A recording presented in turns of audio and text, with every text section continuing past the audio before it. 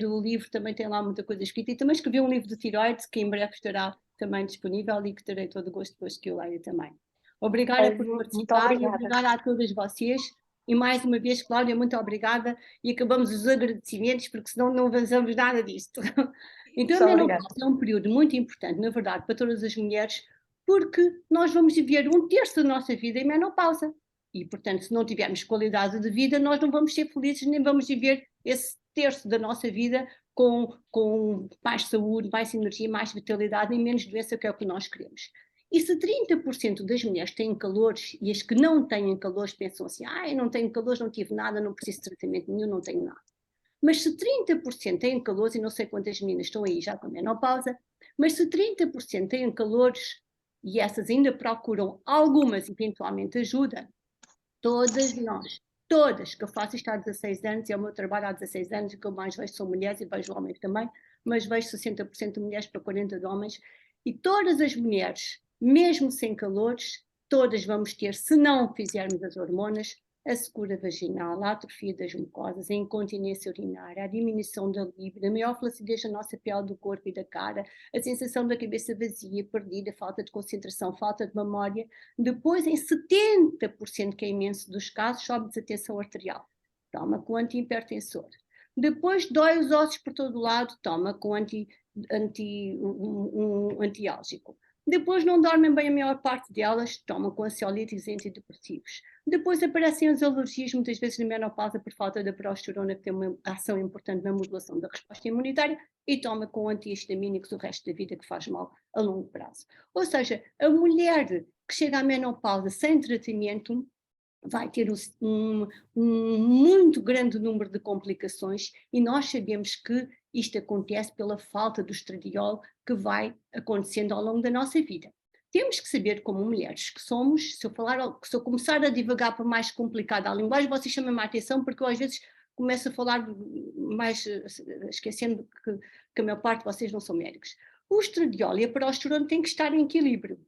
São duas hormonas que o nosso ovário produz, e é muito importante, embora todas sejam importantes na nossa saúde, há duas que de facto têm que estar sempre em equilíbrio, que é o estradiol e a progesterona. E quando nós começamos a envelhecer, e às vezes mesmo se envelhecer ainda novas isto começa a acontecer, a primeira hormona a baixar é a progesterona. E nós então estamos numa dominância estrogénica, porque a primeira, que é assim que Deus fez, começa a baixar a progesterona e o estradiol fica relativamente mais elevado, não fica no equilíbrio. Depois o estradiol também vai baixando, mas esse desequilíbrio entre o estradiol e a progesterona faz com que nós estejamos na tal dominância estrogénica, que não é uma condição desejável, porque é importante esse equilíbrio para que o nosso corpo esteja bem. A partir que as hormonas, já voltamos aqui às hormonas, mas queria fazer aqui uma à parte. Porquê que eu falo tanto das hormonas, e as hormonas são tão importantes na nossa saúde? Porque, na verdade, o nosso corpo é um conjunto de reações químicas, e elas estão todas dependentes do equilíbrio hormonal. Há uma hormona que controla uma reação, um cofator, uma enzima. Se as nossas hormonas não estiverem bem, esta bioquímica toda que é o nosso corpo não vai acontecer direita, porque nós temos a falta de uma hormona, portanto aquela reação não se vai dar bem, e vai ter uma ação. Alguém está por telefone interromper o mute de todos. Bárbara Inês, pode desligar, por favor, o som? E então é importante, como eu estava a dizer, esse equilíbrio, porque nós vamos ter consequências da tal dominância estrogénica, que é o quê? A dominância estradiol é uma hormona boa, da energia, da vitalidade, da pele bonita, da lubrificação vaginal, não ter osteoporose, cabelo bom, antidepressiva, dormimos bem, libido boa, é tudo coisas boas. Mas o estradiol tem, de facto, um efeito que é a retenção hídrica. E se nós não temos progesterona, que é diurética e que faz eliminar essa retenção hídrica, o termos só estradiol vai fazer com que a mulher inche e esteja mais inchada. Então, quando começamos a envelhecer, mesmo antes da menopausa, nós sentimos que as nossas mamas aumentaram, que a nossa barriga aumentou, que nós estamos mais matronas, grossas, largas, porque ainda temos estradiol e já não temos a progesterona. E vocês olham para as vossas amigas a entrar nos 40 e tal anos, e aos 49 anos, 90% das mulheres hoje em dia estão em menopausa, e vocês olham para as vossas amigas e veem, ela era tão magrinha, olha como ela está a ficar. porque na verdade nós entramos nesse desequilíbrio entre o estradiol e a progesterona e vão aparecer um rol de algumas doenças que aparecem pela falta então do estradiol, que também vai diminuindo ao longo da nossa vida. Nós sabemos de algumas doenças que são protegidas pelo estradiol de facto. Por exemplo, a osteoporose. É preciso, além de outras hormonas, que também, como a testosterona, a calcitonina, a paratormona, mesmo a tiroxina, são importantes para o osso, mas o estradiol é importantíssimo para o osso e 50% do osso que nós vamos perder ao longo da nossa vida vai ser nos primeiros 3 a 5 anos de menopausa. Por isso, fazer a terapêutica hormonal é importante para a osteoporose. E a osteoporose é uma doença, uma calamidade, de um problema de saúde pública gravíssimo, que tem mais de 90 e tal % das camas dos serviços de ortopedia são fraturas pós-osteoporóticas das mulheres mais velhas, exatamente porque a maior parte delas não fez a terapêutica hormonal com o medo do suposto cancro que já vamos falar. Então, fazer a terapêutica hormonal é proteger da osteoporose. 25% das mulheres que são operadas depois de uma fratura, por exemplo, da anca, têm problemas na marcha. Algumas morrem, vão ter menos boa qualidade de vida. E a osteoporose, como eu vos disse, nos primeiros 3 a 5 anos de menopausa vamos perder 50% do osso. Portanto, quanto mais precocemente nós instituirmos a terapêutica hormonal, melhor para este problema grave que vai assolar todas nós, porque vai acontecer a todas nós a osteoporose se não fizermos a terapêutica hormonal. Outras coisas importantes, problemas cognitivos, Alzheimer, menos 40% de Alzheimer nas mulheres que fizeram terapêutica de compensação hormonal, menos 40% de Alzheimer. O cérebro tem imensos receptores para o estradiol, receptores que atuam a nível de centros de regulação metabólica, a nível dos centros de sono, de memória.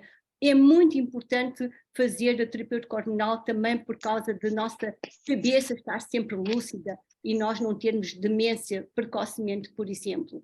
Mais proteção do cancro do cólon, que é outra das coisas que o estradiol protege, mais proteção cardiovascular, e nós temos que saber que nós mulheres que estamos sempre com tanto medo do cancro, nós temos, depois dos 65 anos, o nosso risco duplica o risco dos homens e nós temos 7 vezes mais risco de morrermos de doença cardiovascular do que de cancro, mas só estamos sempre preocupados com o cancro, que é uma coisa que eu também não percebo, porque o cancro é multifatorial, certo, mas os estilos de vida será a primeira condição, mesmo quando há uma condição genética, o estilo de vida é muito importante, também já vamos falar do cancro daqui a pouco.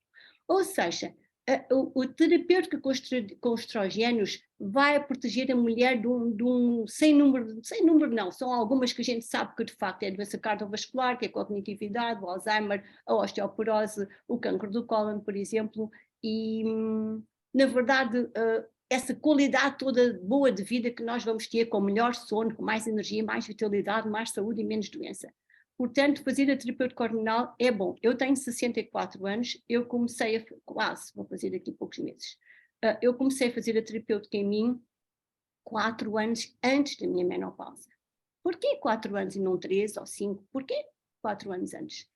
Porque houve um momento da minha vida que eu senti que estava muito em stress, e eu sentia-me irritada, isso não era eu, e cada uma de nós conhece, e eu sabia que alguma coisa estava a acontecer de estranho em mim, embora eu tivesse menstruação de 28 em 28 dias direitinhas, se eu já não estivesse a estudar isto naquela altura, e não soubesse já um pouco do que sei hoje, eu tinha deixado passar aquele momento sem o identificar, e eu sou patologista clínica, penso que vocês sabem isso, eu sou patologista clínica, eu tive um laboratório durante 18 anos, como patologista clínica eu tenho que estudar endocrinologia, imunologia, microbiologia, tenho que estudar as especialidades todas porque faz parte da patologia clínica, e eu doseava o meu estradiol e via que ele estava a diminuir de ciclo para ciclo, e a progesterona também.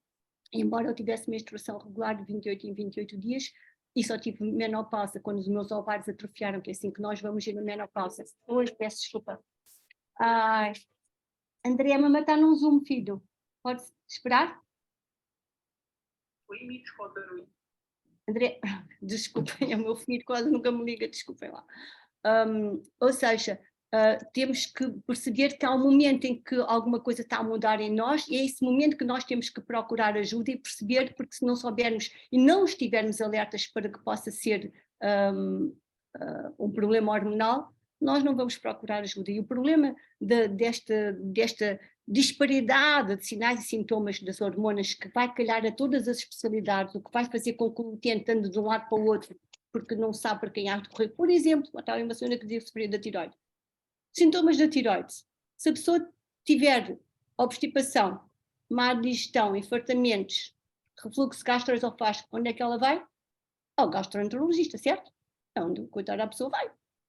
E o gastroenterologista de hormonas, a maior parte deles não sabe.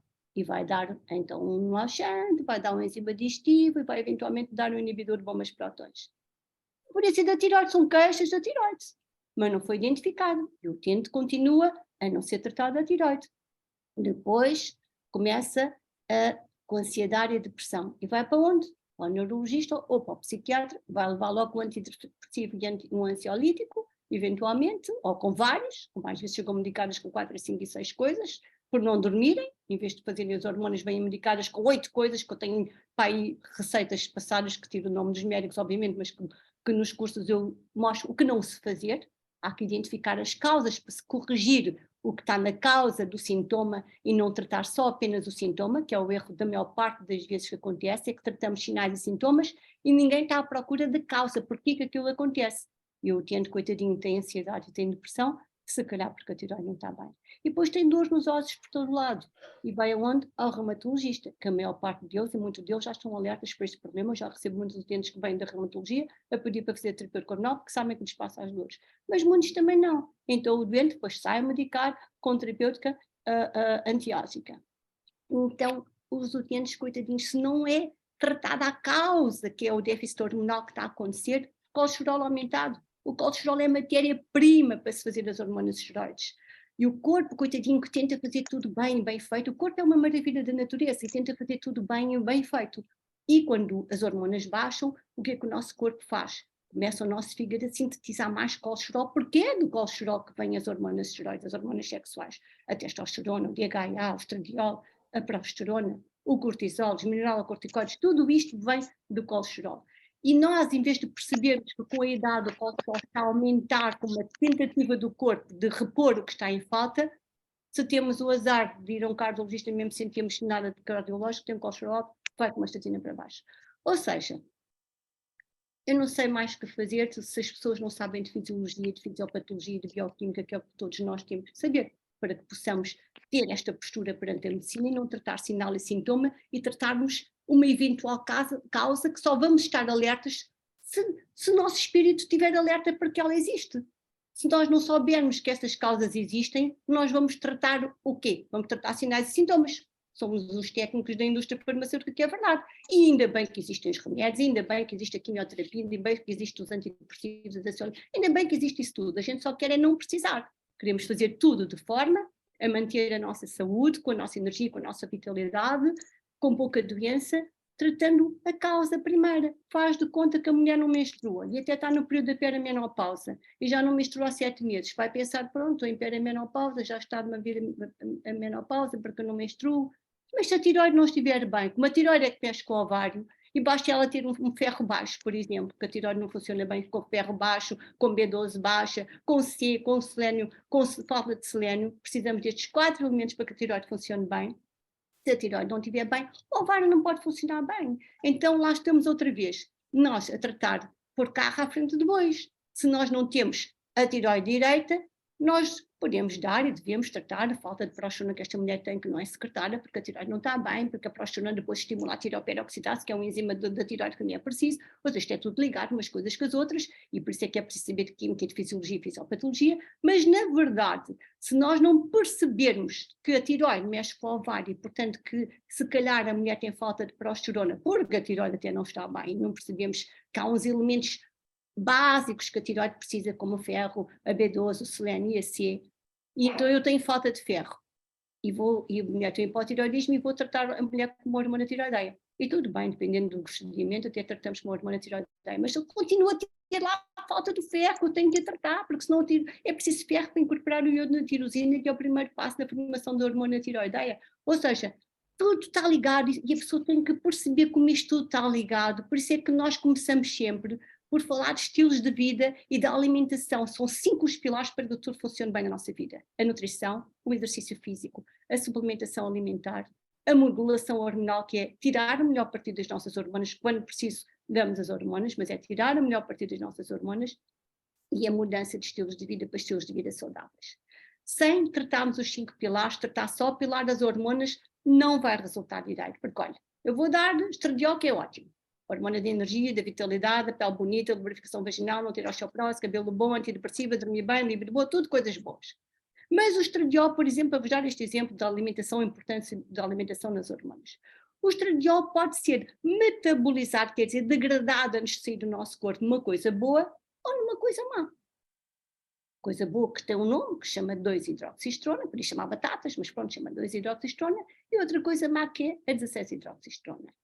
E nós não queremos que o corpo vá para a coisa má, queremos que o corpo vá para a coisa boa. O que é que faz o nosso corpo degradar mal? A sinalização que nós damos ao corpo vai fazer com que o metabolismo vá num sentido ou no outro, daí que os estilos de vida são de facto saudáveis, porque a sinalização que nós damos ao corpo a fazer uma coisa ou outra vai depender do nosso estilo de vida, mesmo que eu tenha lá um fator genético, também já vamos falar disso. Ou seja, se eu tiver, por exemplo, café, tabaco, álcool, ansiolíticos, antidepressivos, estatinas, antibióticos, bloqueadores de canais de cálcio, inibidores de enzimas de conversão, vai metabolizar mal, há mais tendência, há mais risco. Está tudo muito estudado, as pessoas gostam muito de fazer estudos, há estudos para tudo, publica-se tudo, bom e mau, lê-se só conclusões, escreve-se o que se quer, mas há coisas que se fazem há muitos anos que a gente sabe, há muitas que são congruentes e todas ditas no mesmo sentido, e hoje sabemos destas coisas mais correntes do nosso dia-a-dia que metabolizam mal o estradiol, estão estas coisas que eu vos disse. E então a mesma doente que vai ao médico porque não dorme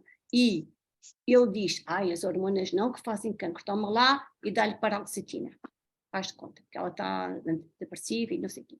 A paroxetina tem 6 vezes mais o risco de desenvolver cancro da mama do que uma terapêutica com hormonas não bioidênticas, já falamos também o que são bioidênticas e não bioidênticas. Ou seja, é sem nexo dizer-se que as hormonas fazem mal, quando nós próprios damos às vezes à mulher coisas com risco maior para ela. Como nós hoje sabemos, como eu vos disse, há muitos estudos feitos sobre tudo, comer carne vermelha mais de 5 vezes por semana aumenta o risco em mais de 200%. A pessoa fazer alguns ansiolíticos antidepressivos como a paroxina aumenta em 6%. A pessoa fumar, beber álcool, a digoxina, os bloqueadores canais de cálcio e os inibidores de enzimas de conversão, que são coisas para a hipertensão, aumentam em 100 e tal por cento. Os antibióticos, as estatinas, ou seja, coisas que nós usamos no dia a dia, estamos a fazer mal ao utente. As hormonas são protetoras, estão ligadas a um estigma de um estudo, que já vamos falar no fim, em 2002, de um estudo que relacionou o cancro com as hormonas e tudo parou aí, e nunca mais se evoluiu a partir daí. Ou seja, as hormonas estão mais do que provadas que são boas para a nossa saúde, e esse estigma de que as hormonas fazem cancros vem exatamente de um estudo que foi interrompido em 2002, no verão de 2002, que era suposto ter durado 8 anos e meio e só durou 5, porque se verificou que havia uma incidência aumentada do risco do cancro de mama, que em percentagem, que é como nós dizemos quando queremos alarmar mais a situação, foi 28%. Na verdade, em número absoluto, foi 8 em cada 10 mil mulheres. Foi um estudo que foi feito nos Estados Unidos, com muitas mulheres, 161 mil mulheres, que preconizava estratégias para a prevenção da fratura osteoporótica, do cancro, da doença cardiovascular, do cancro da mama, do tromboembolismo, e verificou-se que houve uma maior incidência, de facto, 8 em cada 10 mil mulheres, mas se eu fosse uma delas também não gostava, de cancro da mama, de tromboembolismo e menos o 7 em cada 10 mil de fratura do colo do fémur e de cancro do cólon. Também teve coisas boas. Mas, na verdade, esse estudo foi feito com a terapêutica que era mais utilizada na altura nos Estados Unidos, não tem nada a ver com o que a gente faz. Era feito com estrogénios e químicos conjugados de cavalo, que é uma coisa de cavalo que não tem nada a ver com as hormonas que nós hoje fazemos, e eram acetato de medroxiprogesterona como progestina. Eu há um bocado disse que o estradiol e a progesterona tinham que estar em equilíbrio, mas como não se pode patentear estradiol e progesterona, que são hormonas iguais ao nosso corpo, bioidêntico quer dizer que é estruturalmente, quimicamente igual ao do nosso corpo, é só isso que quer dizer, não tem nada a ver com natural ou sintético, é tudo sintético, exceto a tiroide secada de porco, que é bioidêntica e é natural. Todas as hormonas bioidênticas são sintéticas, são feitas no laboratório, são quimicamente, estruturalmente iguais às nossas. E outro erro comum que acontece na cabeça da maior parte de toda a gente, médicos e não médicos, é que bioidêntico é manipulado. E não tem nada a ver com o bioidêntico que é manipulado, que eu tenho quase nem uso manipulados. Bioidêntico não tem nada a ver com manipular. Bioidêntico só significa que é morfologicamente, estruturalmente igual à nossa. Então, as hormonas bioidênticas só é isso que significa, são estruturalmente, quimicamente iguais às nossas. E as não bioidênticas, porque não se pode patentear a hormona bioidêntica, fizeram-se radicais que se juntaram para poder patentear e fizeram uma hormona não bioidêntica, por exemplo, o estradiol, que é o nome que nós demos à hormona que nós temos dominantemente, que também não é verdade, porque é mais testosterona, mas pronto, a hormona feminina, por natureza, que nós chamamos de hormona feminina, o estradiol, puseram radical e fizeram etinilstradiol, valerato estradiol, são hormonas não bioidênticas. A progesterona, que é uma hormona maravilhosa, que é sedativa, tranquilizante, calmante, antidepressiva, diurética e todo o sistema nervoso parasimpático, e é uma hormona que eu acho que todas as pessoas deviam, a partir dos 40 anos, se precisassem, obviamente, fazer, e se não fizerem mais nenhum momento, façam progesterona, porque é muito boa para a nossa saúde e muitas coisas que ela equilibra no nosso corpo. A progesterona não podia ser patenteada, então também se fizeram 1000 progestinas, a drospirenona, a gestinona, testosterona, drospirenona, várias que chamamos progestinas.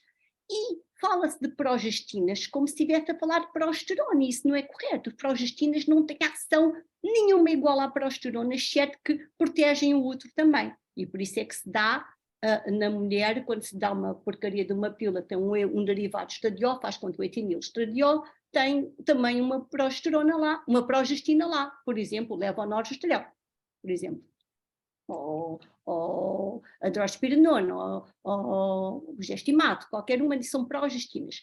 Todas as progestinas aumentam o risco cardiovascular e provocam retenção hídrica. Todas aumentam o risco cardiovascular e provocam retenção hídrica, de maneira que a gente não gosta, eu pessoalmente não gosto de dar pílulas progestinas, porque só tenho uma coisa melhor, claro que não é anticonceptivo. Então há que ponderar sempre esse problema quando temos que fazer anticoncepção, o que nós fazemos não é anticonceptivo. Portanto, muitas vezes temos que engolir muita coisa e fazer o que não gostamos, mas de facto dar uma progestina só protege o útero também, mas em relação à mama não tem ação nenhuma boa para a mama, antes pelo contrário. No estudo esse que relacionou o câncer com as hormonas, o grupo que só usou a porcaria do estradiol químico conjugado, porque nem sequer era estrogênio bioidêntico, era não bioidêntico, teve redução do câncer da mama em 23%. A progestina é que aumentou o risco, triplicando o risco do câncer da mama. A progestina.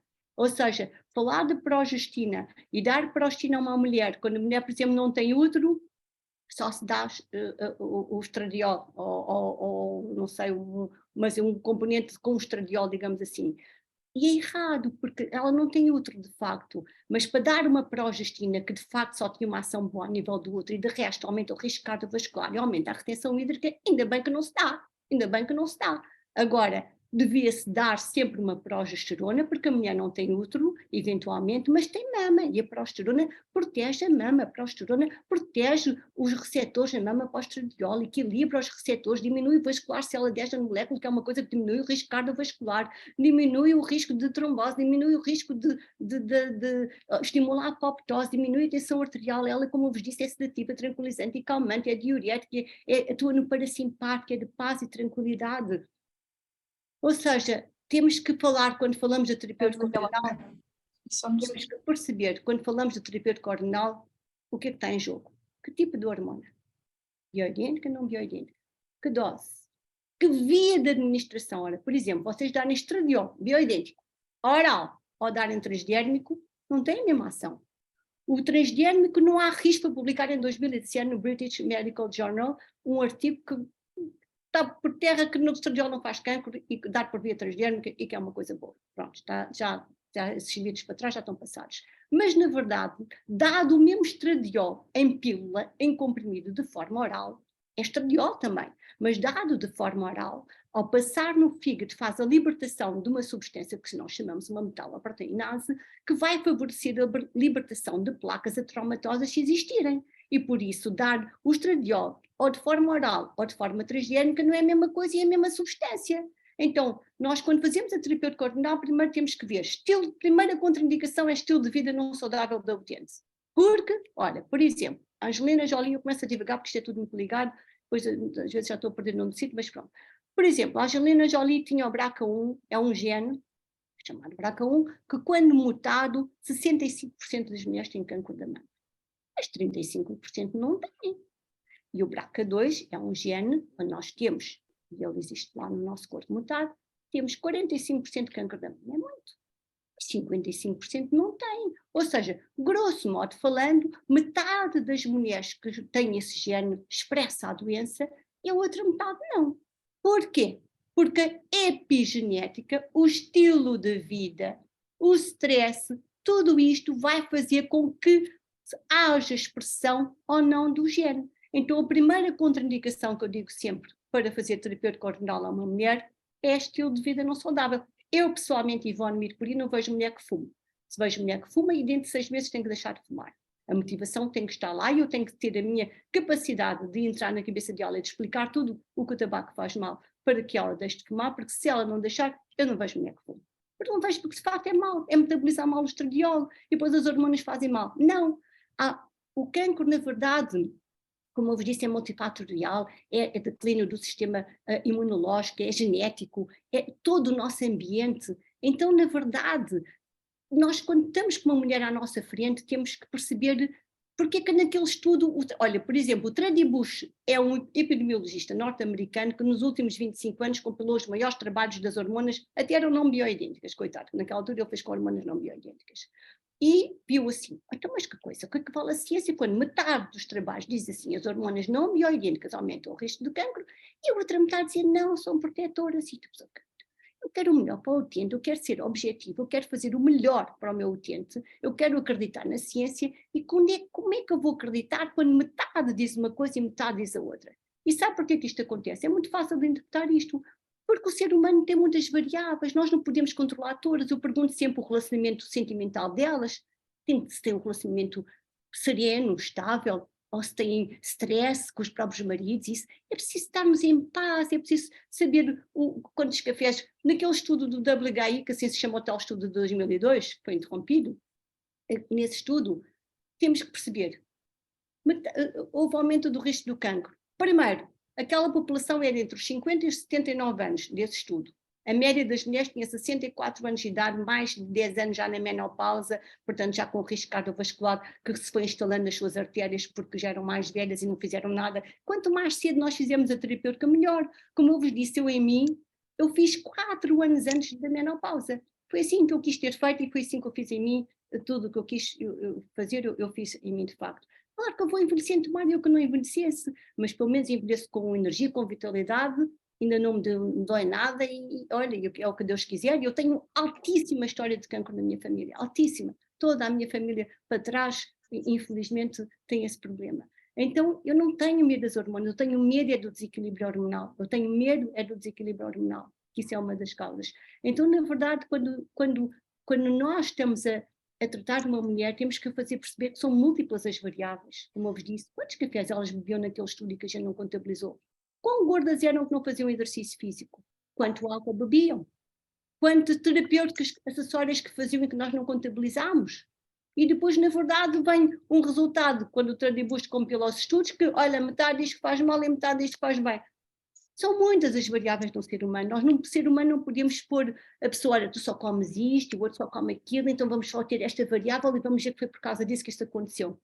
Os estudos não podem ser controlados assim no ser humano, porque, como eu vos disse, o stress é o maior fator despolutante da patologia toda e de desequilíbrio. Quando o cortisol está no alto, todas as nossas hormonas estão por baixo. Todas as hormonas estão por baixo, exceto a insulina.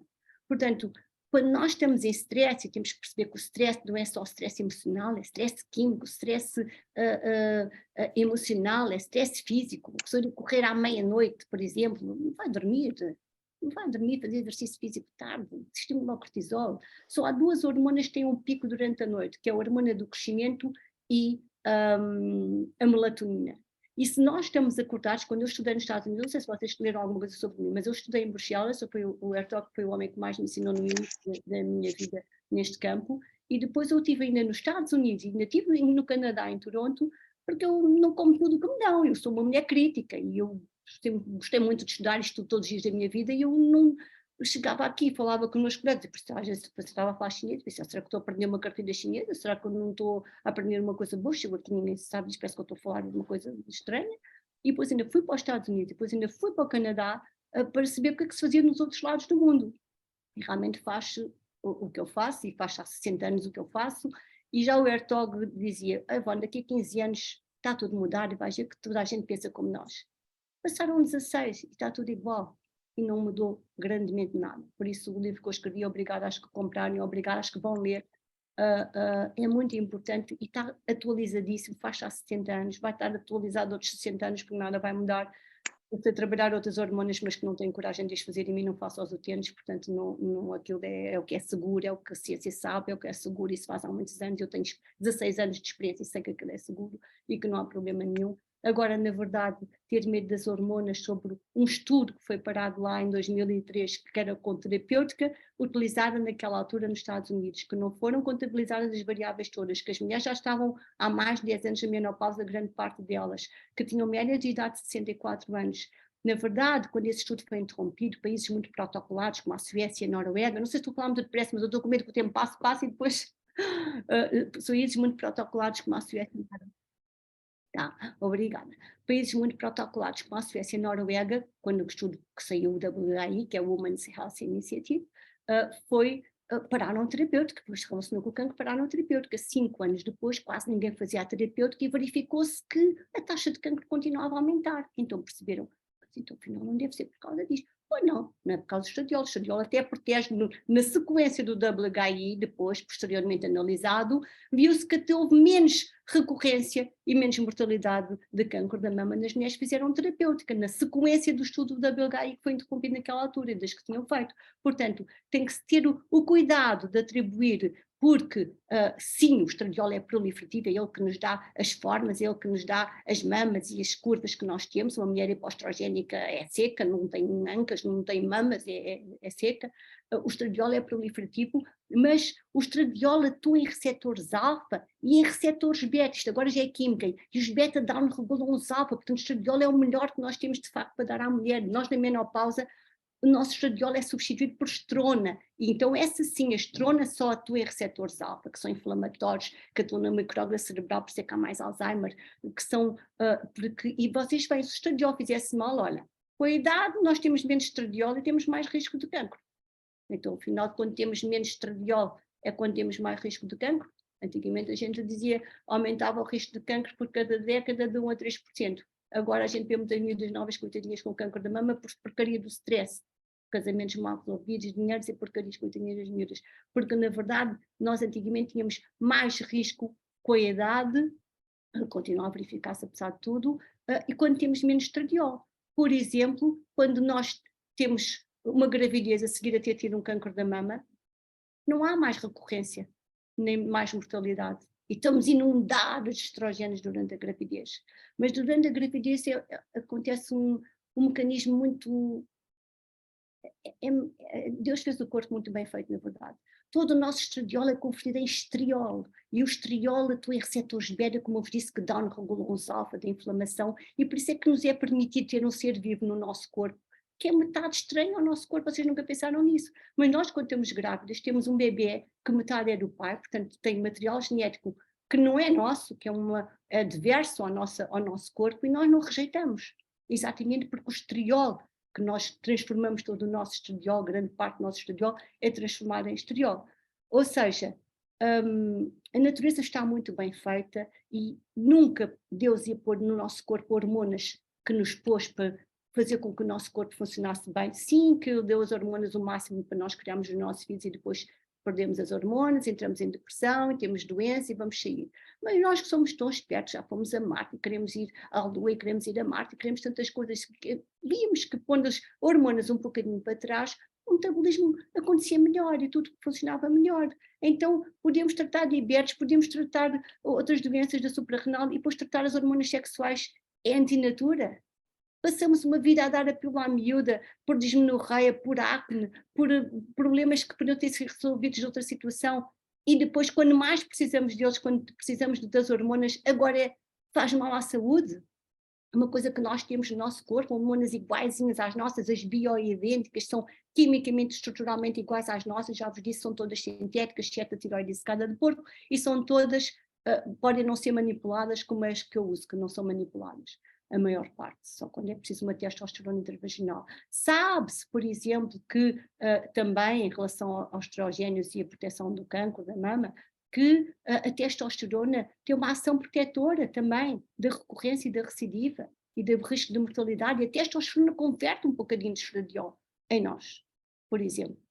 E, portanto, o estradiol, como eu vos disse, em 2017 foi publicado um estudo grande no British Medical Journal, em que está sabido que não. Então, por que continua esta conversa do cancro e das hormonas? Por causa desse estudo do WHI, em que, tal e qual como nos homens, a testosterona e o cancro da próstata, que foi um estudo feito por um homem que foi o prémio Nobel, que ele dizia da escritura, e até hoje ficou o dogma nos médicos que não estudaram e que não evoluíram, quando se sabe que a testosterona é protetora de imensas coisas para os homens e para as mulheres. A testosterona é uma hormona, como eu lhes chamo no meu curso, no curso que eu tenho com o Dr. Rodrigo Ayub, hormona maravilha, que todos os homens e mulheres deviam fazer na verdade. Ou seja, eu não sei se, deixa-me cá ver o que é que eu pus aqui, que eu começo a falar de tudo e depois já não sei o que é que eu vos quero dizer mais. Há alternativas nas mulheres que, o estradiol pós-cancro da mama, por exemplo, se for estadio zero, ou seja, que está limitado à mama, menos de 2 centímetros, limitado à mama, sem adenopatias, eu não tenho problema em fazer, tenho mulheres a fazer. Se houver adenopatias, a gente espera 5 anos, se houver, a gente não faz, de facto. Porquê? Porque o estradiol é proliferativo e, não fazendo cancro da mama, não é ele que produz. Se nós tivermos e dermos, claro que vamos proliferar, porque aqueles receptores alfa, embora tenham de beta que regulam, é como eu vos disse, é todo o estilo de vida e tudo isso que vai fazer com que haja mais estimulação beta ou alfa, e as pessoas, de facto, nós não vamos dar, porque se já lá tiveram cancro da mama, vamos poder proliferar. Não vamos estimular nem fazer de novo nunca, mas se nós tiverem, então a gente com segurança faz, olha, mais em relação ainda há um bocado ao estradiol, cancro da mama. Os tumores triplos negativos são os que têm maior recorrência e pior prognóstico, e são triplo negativos, nem têm receptores para o estradiol. E são os que pior prognóstico têm, por exemplo. Não são os melhores para ter, são mesmo os receptores positivos, porque ao menos são os que são mais tratáveis. Temos mais terapêutica tratável e isso tem melhor prognóstico, na verdade. Agora, fazer as hormonas é uma coisa bem. Eu advogo muito fazer as hormonas porque o que eu vejo na minha vida do dia-a-dia é o sofrimento que eu nunca passei, felizmente, já tenho irritabilidade que eu senti na altura, eu nunca passei, não sei o que é calor, nunca tive o resto das coisas, porque eu fiz antes do tempo, mas eu vejo isso todos os dias da minha vida e sinceramente tenho pena e acho criminoso o médico não tratar uma mulher na menopausa. Acho que não devemos, sobre o facto de não estarmos atualizados, estar a dizer à mulher a informação incorreta, e isto já não acontece hoje em dia, mas no início da minha consulta nesta área, há 16 anos atrás, às vezes apareceu um senhor e dizia, olha, doutor, eu venho cá, mas eu não quero hormonas, eu venho cá, mas eu não quero hormonas. Eu nunca gastava nem um minuto a falar sobre hormonas, porque aquela mulher está formatada com o que a vizinha disse, com o que o outro médico disse, com o que ela andou a ler mal e tudo. Então, para quê? A pessoa tem que, para o tratamento ser bem recepcionado, a pessoa tem que primeiro ter confiança no médico. Tem que perceber isto tudo, tem que perceber que o estilo de vida tem que ser mudado, porque a metabolização das hormonas, como eu vos disse, café, tabaco, álcool, ansiolíticos, antidepressivos, estatinas, antibióticos, lubrificadores, canais de cálcio, inibidores de enzimas de conversão, entre as coisas correntes mais utilizadas hoje em dia por nós no dia-a-dia, são coisas que metabolizam mal o estradiol. Por exemplo, eu dou, a pessoa toma açúcar, estimula o cortisol, a insulina. Atrás da insulina vem um pico de cortisol. Cortisol não alta hormonas todas para baixo. Então a pessoa está de um lado a dar um programa hormonal à pessoa, do outro lado está ela a comer mal, porque a pessoa não elucidou que não podia comer essas porcarias. Eu dou açúcar, faz pico de insulina. O pipernicilina faz 3 coisas, ficam já hoje a saber e nunca mais se esquecem. Faz proliferação de célula adiposa, faz proliferação de célula tumoral e baixa as nossas hormonas anabolizantes. Anabolizantes quer dizer de construção. A testosterona, a hormona de crescimento, o DHA, a androstenediona são hormonas que fazem o corpo estar firme e tight. Se nós estivermos a comer açúcares, faz com que nós tenhamos mais flacidez. Então, nós temos que perceber que fazer as hormonas é uma coisa boa, mas que elas de facto podem ser metabolizadas se mal sinalizadas. Um nutricionista que eu gosto muito, que é o Dr. André Matias, ele diz assim: as hormonas, os alimentos são informações para as células, cada um informa as suas como quer. Um dia elas respondem, e é verdade. Se nós fizermos um disparate, você não pensa que eu sou uma santa, porque eu também não sou. Agora, eu faço um disparate às vezes. Eu tenho um risco grande, eu não vou fazer um disparate todos os dias, nem por semana. Sei lá, o último fim de semana de cada vez compro pão. Às vezes não como, mas pronto, o último fim de semana de cada mês faz assim uma porcaria. Mas é às vezes, porque por norma não. Agora, sistematicamente estamos a dar uma má sinalização ao nosso corpo, o corpo vai fazer mal, o metabolismo vai funcionar mal. Então temos que perceber que os alimentos não é comer pelo bem que me sabe e o mal que fazem, não queremos saber. Os alimentos são de facto informação para as células e temos que ter a consciência de que podemos sinalizar mal o nosso corpo pela má informação que estamos a dar. E pensamos nessa coisa da Angelina Jolie, coitadinha que tirou as mamas porque tinha um buraco a um. E ela se calhar tem stress, e se tem mais uma ruga está uma velha, e coitadinha se tem menos o quilo está uma anorética, e se o marido olha para o lado já enganou, é só stress para a vida de uma pessoa. O que é de melhor na vida é nós estarmos mesmo no anonimato e estarmos em paz e tranquilidade e fazermos a nossa vida em paz e tranquilos. E o que podemos ajudar à nossa volta. É o que eu acho. Deixa cá ver se eu me esqueci aqui de dizer mais, por exemplo, aquela do estradiol e do mal que faz ao cancro da mama. Antigamente tirava-se o útero e os ovários, porque o estradiol, tinha que se baixar o estradiol para o cancro da mama, por causa da estimulação das células. Isso já se deixou de fazer porque sabe que não diminui a recorrência nem a mortalidade. Portanto, hoje em dia já não se faz isso, já não se esterectomizam as pessoas por causa de termos tido um cancro da mama, porque já se sabe que isso não é verdade, que era outra coisa que eu vos queria dizer. Mas... Ai, o que é que eu queria dizer mais aqui que eu tive para aqui? Na verdade, a maior parte das mulheres, depois tinha isto para vos dizer, a maior parte das mulheres que teve cancro nunca fez hormonas e a maior parte das mulheres que faz hormonas nunca teve cancro. É outra coisa que também há que pensar nisso. O que é que eu tinha aqui mais para vos dizer? Do risco cardiovascular já vos disse, que nós temos 7 vezes mais, morremos mais de risco cardiovascular do que de cancro, que o nosso risco cardiovascular duplica depois de 65 anos o risco dos homens, e o estradiol é protetor do sistema cardiovascular. O estradiol tem uma função importante, como as hormonas todas, na verdade, a testosterona, a hormona de crescimento, muitas hormonas têm uma sinalização importante a nível do nosso endotélio vascular. O nosso endotélio vascular, que é as células que revestem os vasos, tem, imaginem como sensores a toda a parte química e aos impactos que passam no sangue e vai dar a resposta consoante o que ele vê, e quem sinaliza o que vai dar a resposta é a testosterona, o estradiol, a hormona do crescimento, que dizem, olha, secreta isto que é vasodilatador, ou põe aquilo que é vasoconstritor, põe isto que é procoagulante, ou põe aquilo que é anticoagulante, consoante lá está as informações que nós damos. Estamos todos inflamados, comemos muita carne vermelha, bebemos muito café, comemos muito açúcar, que é tudo que é ácido.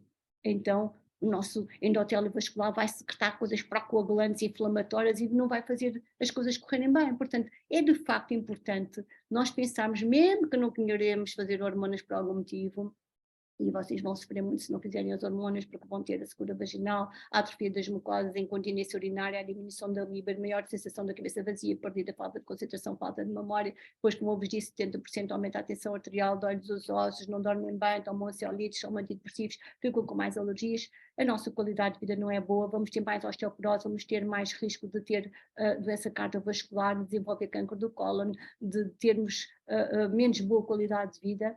Mas mesmo que vocês não queiram fazer as hormonas, por exemplo, tem que sempre pensar nos estilos de vida. Tem sempre que pensar em que tem que ter estilos de vida saudáveis para que a vossa vida decorra melhor, necessariamente melhor. E depois é o que eu digo quando venho a primeira vez à minha consulta. Não damos mais anos de vida a ninguém, quando Deus quiser nós estamos à espera do nosso dia e ponto final. Nós damos melhor qualidade de vida, sim. Não mais anos de vida a ninguém. Não sei se vocês agora podem perguntar o que quiserem, não sei, escrevo para aqui uns tópicos, mas já nem sei mais o que é que Perguntem-me o que vocês Pergunta: quiserem. posto isto, a quem é que de facto não é recomendável a terapêutica hormonal? Pronto, Sendo que assim, partimos do pressuposto que quem tem um mau estilo de vida, assim sendo, quem não faz atividade física, quem não treina, quem a primeira come. contraindicação, Cláudia, é exatamente essa. Estilo de vida não saudável. É a primeira contraindicação. Depois, um cancro em atividade. Claro que a gente não vai fazer. Cancro em atividade, ou que tive uma disseminação, ou que foi um grau já 2B, ou 3, ou 4, a gente não faz. Tem que esperar 5 anos para que possamos saber que não teve em lado nenhum que não se expressasse. Porque se nós estivermos a dar e tiver células em desenvolvimento, nós vamos produzir o desenvolvimento porque há receptores alfa e estradiol, receptores alfa e beta. Como eu vos disse, podemos sempre usar estereoxoto em beta. É um oitavo da potência do estradiol. Também as mulheres cutâneas que não podem fazer por algum motivo o estradiol e não queiram fazer o estradiol, embora o estradiol não tem problema nenhum e mesmo a testosterona não tem problema nenhum, podem sempre fazer, há tecnologias hoje para a secura vaginal que funcionam muito bem, como os lasers do Mona Lisa, que é uma tecnologia que pelo menos melhora, porque a atividade sexual da mulher fica muito limitada sem as hormonas. E esse terapêutica que cá em Portugal se faz e que chama Mona Lisa é um laser, com estimulação direta endovaginal, tem muito bom resultado nas mulheres que não podem fazer as hormonas. Porque fazer as hormonas ao fim de um mês, as mulheres estão bem, não precisam de nada. Enquanto que os calores passam numa semana, a secura vaginal, na verdade, demora um mês, mais ou menos, um mês e uma semana, mais ou menos, a passar. Tudo melhor ao fim do mês e tal, exceto os calores que passam muito rapidamente. Então, com que direito é que a pessoa tem que estar a sofrer aqueles calores horríveis que eu vejo ali na consulta, às vezes, coitadinhas a terem à minha frente, quando passa numa semana com uma terapêutica que é boa para tanta coisa da nossa vida e da nossa saúde? Eu nunca vou compreender isso. Eu sei que E a doutora acha mesmo que existe uma janela de oportunidade para iniciar, por exemplo, no seu caso em particular, começou de forma bastante. se nós há uma questão frequente que é o meu médico diz que se não comecei nos primeiros 10 anos já não vale a pena começar. Claro que quanto mais depressa melhor. Se começarmos depois dos 10 anos, que foi o que fizeram grande parte das mulheres no WHI, no Women's Health Initiative, essas mulheres já tinham placas, já tinham aterosclerose, já tinham doença cardiovascular instituída. Portanto, já não estamos a partir do princípio de uma mulher que está ainda limpa, que não tem esses problemas todos. Devo-vos dizer às meninas que fumam que não há mulher que fume que não tenha placa. Não há. Portanto, é bom que vocês pensem desde já em deixar de fumar, porque vão correr riscos no futuro acrescidos sempre. Porque não há. Eu não vejo, faço isto há 16 anos, faço ecodólar a todas. Não há mulher que fume que não tenha placa. Portanto, é bom que vocês meditem, porque vão acordar um dia, olhar para o espelho e pensar como é que de repente envelheceram tanto, meninas novas, bonitas, e que de repente ficamos todas mais velhas e já basta o que a gente vai ficando para ainda fazer por elas.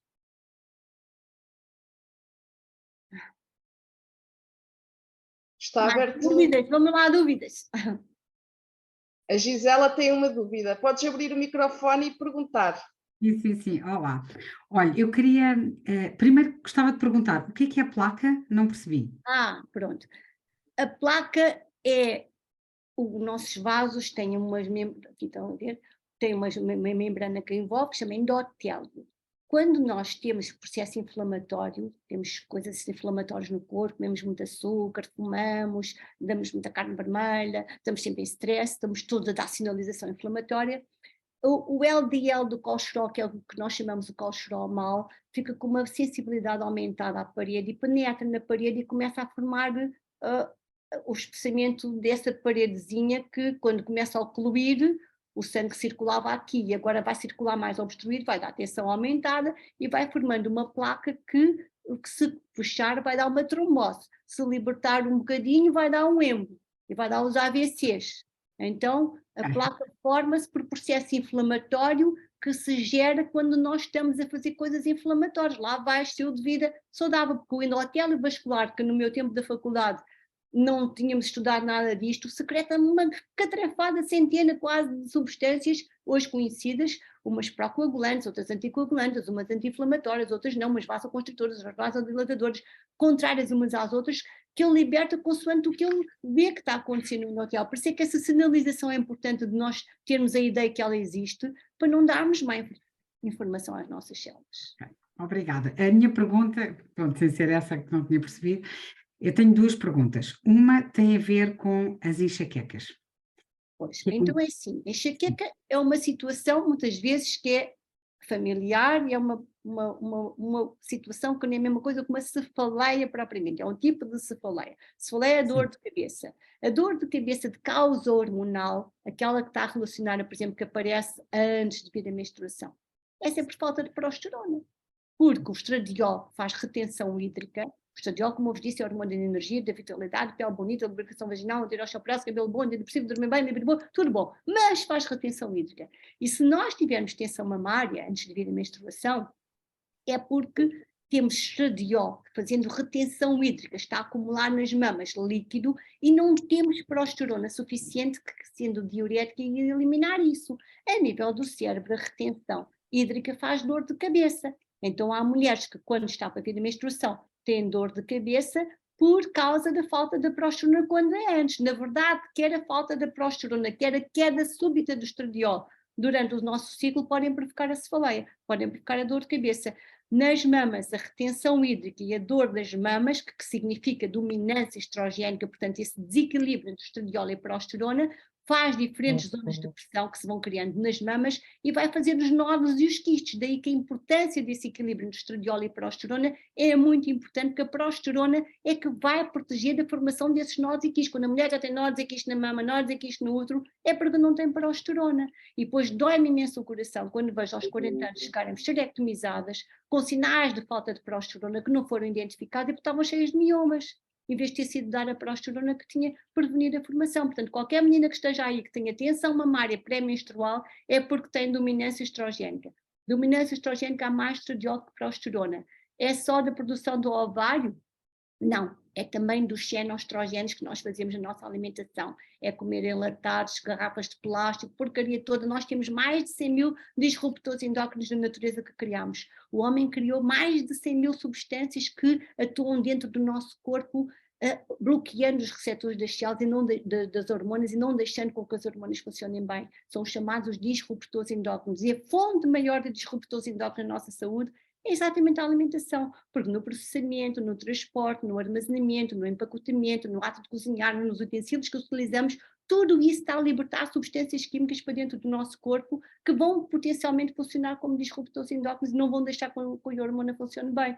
Então nós hoje vemos meninas, o grosso da minha consulta é 40 a 60 anos, mas depois eu vejo as meninas mal menstruam porque as mães trazem as filhas, depois vejo os pais que me pedem para ver, então eu vejo todas as faixas etárias na verdade, e a gente vê hoje meninas a menstruarem aos 8 e 10 anos, a gente vê hoje meninas que acabam de menstruar e já estão com tensão pré-mamária, pré-menstrual, por exemplo, com dores de cabeça, com os sintomas todos, porque nós vivemos num mundo cheio de disruptores endócrinos, como por exemplo as EMFs, as Electromagnetic Frequencies, que esquecemos, as radiações dos telemóveis, e as crianças têm telemóveis, dormem com os telemóveis no quarto, e isso é um perigo que nós não vemos e que está a causar imenso distúrbio às nossas hormonas, designadamente à melatonina, que vai atuar como uma radiação que vai impedir a libertação da melatonina depois durante a noite, e é como se fosse uma luz que também está a fazer esse impedimento da libertação da melatonina, e portanto não deem telemóveis aos filhos à noite, têm que tirar o Wi-Fi de casa e dizer que não se dorme aos filhos, e nós não dormimos com o telemóvel no quarto,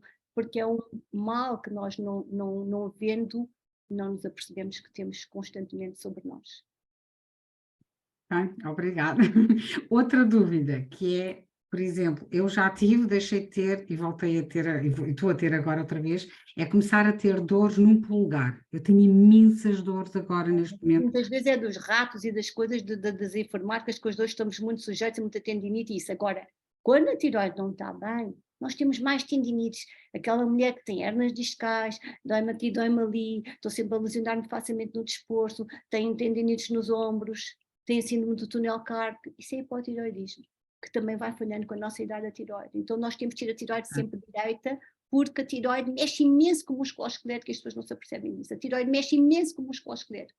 É a pessoa que tem mãos frias, pés frios, uma certa tendência depressiva, ansiedade, obstipação, tendência para engordar comendo bem, acorda com cara inchada, com olhos inchados, tem dores musculares, tem má digestão, tem infartamentos, tem refluxo gastroesofágico. Tudo isto são queixas que são da tiroide, por exemplo. E a pessoa tem que saber que a tiroide mexe em todos os sistemas, em todos os sistemas do nosso corpo vão dar sintomas da tiroide. E, portanto, se a pessoa não souber quais é que eles são, não é diagnosticar. Portanto, hoje em dia, é o utente que muitas vezes, porque lê muito, porque estuda, porque procura, sabe, então é o utente que procura porque ele sabe a quem se dirigir, porque coitado, porque esse estudou e esse até não a ler umas coisas bem, porque na internet tem um problema de cada um escreve o que quiser e põe-se para aí a lançar coisas que não são verdade e as pessoas acreditam em tudo o que se nos diz. Não pode ser. Mesmo os estudos valem o que valem, muitos deles. Portanto, a pessoa tem de facto que ter um sentido crítico sempre e perceber que não vamos ler só conclusões e temos que perceber no estudo o que é que está lá escrito e quem foi a população.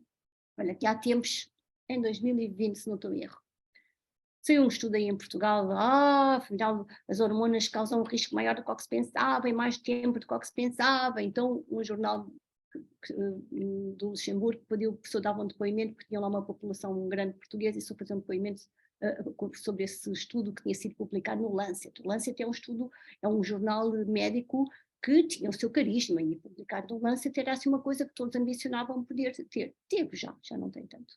E na verdade, como era no Lancet, eu pensei logo, os doentes começaram a me telefonar, tudo igual, não sei o que, eu estudo aqui, era uma sexta-feira. Eu dei-me ao trabalho de procurar o estudo, de lê-lo todo durante o meu fim de semana, porque já sabia que segunda-feira ia ninguém mais telefonar e não sei o quê. E na segunda-feira, dito e feito, dá-me o telefone nesse jornal, o doutor Ivone faz um comentário sobre isso, eu faço, digo-me há uma hora de que eu faço um comentário sobre isso. Primeiro, aquilo não era um estudo, era uma meta-análise. Uma meta-análise é um conjunto de estudos que tem a vantagem de ter mais pessoas, mas também tem a desvantagem de ter várias metodologias lá dentro. E, portanto, não era a mesma coisa. E depois não focava. As manchetes diziam aumenta o risco do câncer de mama em mais tempo do que se pensava, porque os jornais têm que vender, coitados. Eu também compreendo, só que é mau, porque a comunicação social constrói e destrói uma sociedade. Nós acreditamos no que eles nos fazem acreditar. Eu digo sempre, há duas populações de que nós dependemos imenso. A sociedade está quase comandada por isto, porque, olha, é a comunicação social que nos faz acreditar no que quiserem, nós elegemos o partido e o presidente que eles quiserem que nós elejamos, por exemplo, e são os médicos, porque os médicos, os doentes acreditam em nós, portanto nós temos um poder de certa forma importante sobre as pessoas, porque os doentes coitadinhos precisam, estão fragilizados e vão ter que acreditar no médico. Se o médico não está atualizado, ou se o médico diz uma coisa que faz mal e para o doente já não perguntar mais, o doente coitadinho já não pergunta mais nada, porque se aquele diz que faz cancro, faz conta que não pergunta nada. Bem, mas esse estudo, na verdade, no fim dizia, mas nesse mesmo estudo que veio essa manchete, no fim dizia, mas afinal isto foi verificado ao longo dos 5 anos e o risco não foi tão grande, ou seja, saiu 2 meses depois ou 3 meses depois um estudo a dizer afinal o risco não era tão grande quanto se pensava, foi mal analisado, ou seja, saiu uma manchete e depois há outro estudo logo a seguir que diz aquilo tudo.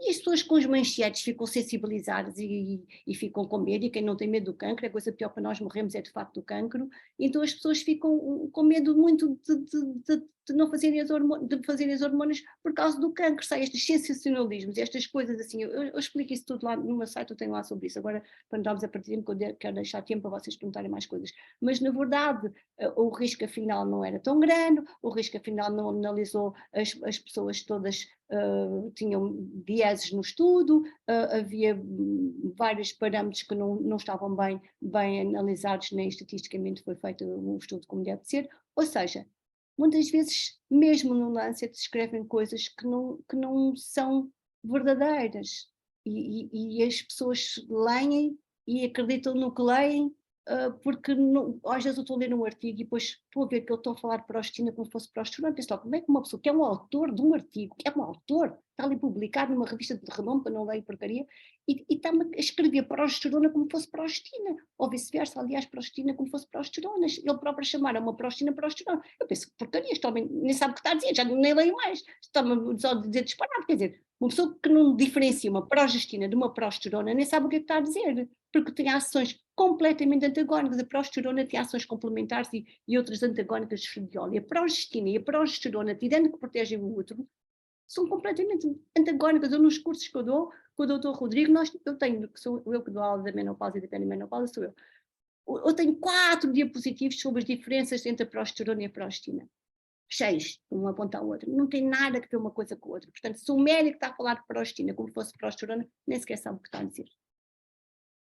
E só a última questão, como é que nós sabemos o que é que temos? É através de análises. Temos que fazer história clínica, por isso é que eu estava a dizer, a Gisela não devia estar cá nisso, mas eu vou dizer. Na verdade, esta consulta não dá para ser em 10 minutos, eu sou muito esperta, sei muito, vejo aqui as análises todas, já estou, na pessoa sou patologista clínica, a minha cabeça pensa muito nos números e isso, e 10 minutos passo numa receita. Não faz nada, não vai fazer nada de bem assim. Eu tenho que explicar a importância da nutrição, do exercício físico, da suplementação alimentar, do que é a modulação hormonal, estes riscos todos que nós hoje estamos aqui a falar, o estilo de vida como é importante e dar os exemplos todos. E na segunda hora, então, que são 2 horas da primeira vez, nós então analisamos as análises, demos tempo ao utente interessante expressar-se e falar, que também vamos vendo quem é que está do outro lado, faz quando está uma pessoa que tem estilos de vida péssimos e bebe álcool, estou a ver mesmo que não vai abdicar daquilo, nem lhe vou falar do hormônio, eu nem lhe quero dar hormônios tão pouco, porque ela tem que emagrecer primeiro e mudar o estilo de vida. Ou seja, nessa primeira hora nós estamos a perceber quem é que está do outro lado, estamos a explicar e estamos a compreender o que é que vamos fazer, porque nós estamos a falar de nós, e o utente conhece-nos, e por isso é que quando eu faço consultas online, tenho que estar ali a pessoa à minha frente, tenho que entrar na cabeça dela, tenho que ter uma ação coerciva quase na cabeça dela, porque é o que eu digo, a vida só se vive uma vez, não pode ser, faz sacrifício, não faz isto, não faz isto, não faz isto, não faz isto, não. Agora, se o médico explicar ao utente porque é que não deve fazer isto e aquilo, o utente não é estúpido e o utente vai pensar, deixa-me cá dar o benefício da dúvida, eu vou fazer o que ela está a dizer, a tentar que isto corra bem. Portanto, a pessoa, de facto, se nós fizermos conscientemente as coisas e tivermos moldados a fazer as coisas bem feitas, nós já não queremos voltar atrás quando nos sentimos bem, quando emagrecemos, como sentimos que a nossa vitalidade, a nossa energia, a nossa cabeça mudou, como é frequente ouvir, mudou a minha vida, isto causa-me uma felicidade imensa, mudou a minha vida é por isso que eu ainda faço a consulta. Porque eu gosto dos meus utentes, a pessoa cria uma afetividade pelos utentes, a pessoa sabe que está a fazer bem à vida daquela pessoa, a pessoa vê a transformação que causa nas pessoas. Há utentes que me marcaram da primeira vez coisas negativas, coitaditos de tanto stress que tinham, que até eu quase queria ler um vidro, que eu já estava também, coitadinhas das pessoas, realmente. Eu vejo a transformação das pessoas, portanto eu sei que é uma coisa boa. Se não fosse uma coisa boa, não tinha necessidade nenhuma estar a fazer a consulta. A consulta é uma coisa importante, eu vou para as mulheres, é uma coisa que nós não temos. Não, já não venho nenhuma de vocês fazer comigo, mas tem aí a doutora Filipa que trabalha comigo, eu penso que ela está aí. Filipa está aí? Sim, a Filipa também está. Olá, estou aqui. Se as senhoras alguma quiser vir à consulta, já não será comigo, será consigo eventualmente, ou com um dos outros médicos que eu tenho lá, que são o doutor Rodrigo Ayuba, o doutor Rui Ribas, o doutor Santiago, mas a doutora Filipa sendo mulher, nestas áreas, a maior parte das vezes nós temos uma mulher. Filipa, apresente-se lá aí, trabalha comigo. Olá, boa noite a todas. Nada. Ninguém me vê? Não me estão a ver? Estamos a ver, sim. Muito bem. Então, muito boa noite, muito gosto em conhecer-vos a todas. Obrigada, doutora Ivone, por esta oportunidade. Algumas caras eu já conheço também. E é com todo o gosto que estou aqui a participar. Já conheço o trabalho da doutora Ivone há muitos anos e foi uma honra ter esta oportunidade de estar a trabalhar com ela e também com os outros colegas, que todos trabalhamos na mesma linha. E sendo mulher, claro, tenho aqui uma forma de sentir e uma experiência própria que obviamente nos ajuda a compreender melhor estas circunstâncias. Eu também já estou na menopausa, tenho quase 54 anos também, portanto já passei por estas fases e já experimentei na pele aquilo que tanto aqui falamos, e é verdade que a maior parte dos nossos colegas, e infelizmente muitos colegas ainda de ginecologia, não nos contam tudo aquilo que efetivamente se vai passar, ou porque não estão tão sensibilizados para essa problemática de quão importante é as pessoas estarem informadas e perceberem o que é que se passa consigo, e também os médicos de família às vezes também não nos explicam tanta coisa assim, e portanto muitas vezes as senhoras, as mulheres vêm ter connosco, umas mais novas, outras mais velhas, em diferentes circunstâncias, cheias de problemas, cheias de queixas, sem perceber o que é que se está a passar, a pensar às vezes que estão doentes, que têm alguma coisa grave, porque se sentem completamente diferentes, transtornadas, quer emocionalmente, quer fisicamente, e afinal de contas, muitas vezes não é mais do que, ao fim e ao cabo, este conjunto de queixas que se chama síndrome do climatério, perimenopausa, e que no fundo são estas transformações que têm tantos sintomas comuns a outras coisas, a outras patologias, a outras circunstâncias, mas que no fundo, muitas vezes, equilibrando as hormonas, começando por equilibrar obviamente os estilos de vida e as bases, que sem isso não fazemos nada, não é? Todos nós estamos alinhados na consulta com a doutora Ivone, portanto, quem não cumprir obviamente estes critérios de querer mudar estilos de vida, de querer fazer as coisas de uma forma saudável e para a prevenção e promoção da saúde, não tem da nossa parte estímulo para fazer terapêutica hormonal, porque isso não vai ser necessariamente bom para essas pessoas se não o fizerem bem feito, e até vai criar uma má fama para a nossa terapêutica, porque ao fim e ao cabo as pessoas vão pensar que funciona mal, quando na realidade não é a terapêutica que funciona mal, como vocês perceberam aqui desta conversa excelente da doutora Ivone. O que acontece é que as pessoas não estão a fazer o que deveriam fazer e o que combinaram connosco, e portanto às vezes os resultados não são os que se esperam, mas quando tudo corre bem é maravilhoso, e as pessoas vêm completamente diferentes e vêm satisfeitas e gratas e a pensar, afinal de contas eu não tinha nada, eu estava ótima, só estava a passar esta fase da minha vida que vai acontecer com todas nós e que no fundo é a perimenopausa e a menopausa, e afinal de contas agora está tudo bem. E eu voltei a ser a pessoa que era, obviamente estou mais velha, obviamente os anos passam, obviamente que o envelhecimento acontece, é inevitável e ainda bem, é sinal de que estamos cá e que estamos vivos, mas podemos fazê-lo de uma forma completamente diferente, alegres, bem dispostos, com energia, com vitalidade e, sobretudo, felizes, e a podermos estar em família e com os nossos amigos e de uma forma ativa e aproveitar a vida. E, portanto, muito obrigada por esta oportunidade e muito gosto em conhecer-vos a todas. E obrigada, doutora Ivone, e obrigada, Cláudia, claro. Obrigada, Filipa. Entretanto, temos aqui mais duas pessoas que querem fazer uma questão. É a Rita Barros. Rita, podes ligar automaticamente o teu microfone e fazer a questão. Olá, boa noite a todas. Obrigada pela oportunidade. Ora bem, eu tenho 43 anos e estou a perceber que, de facto, já tenho alguns sinais, alguns sintomas entre a secura. Pronto, já começaram há uns 2 anos. De qualquer das formas, em relação à modulação hormonal, também ajuda.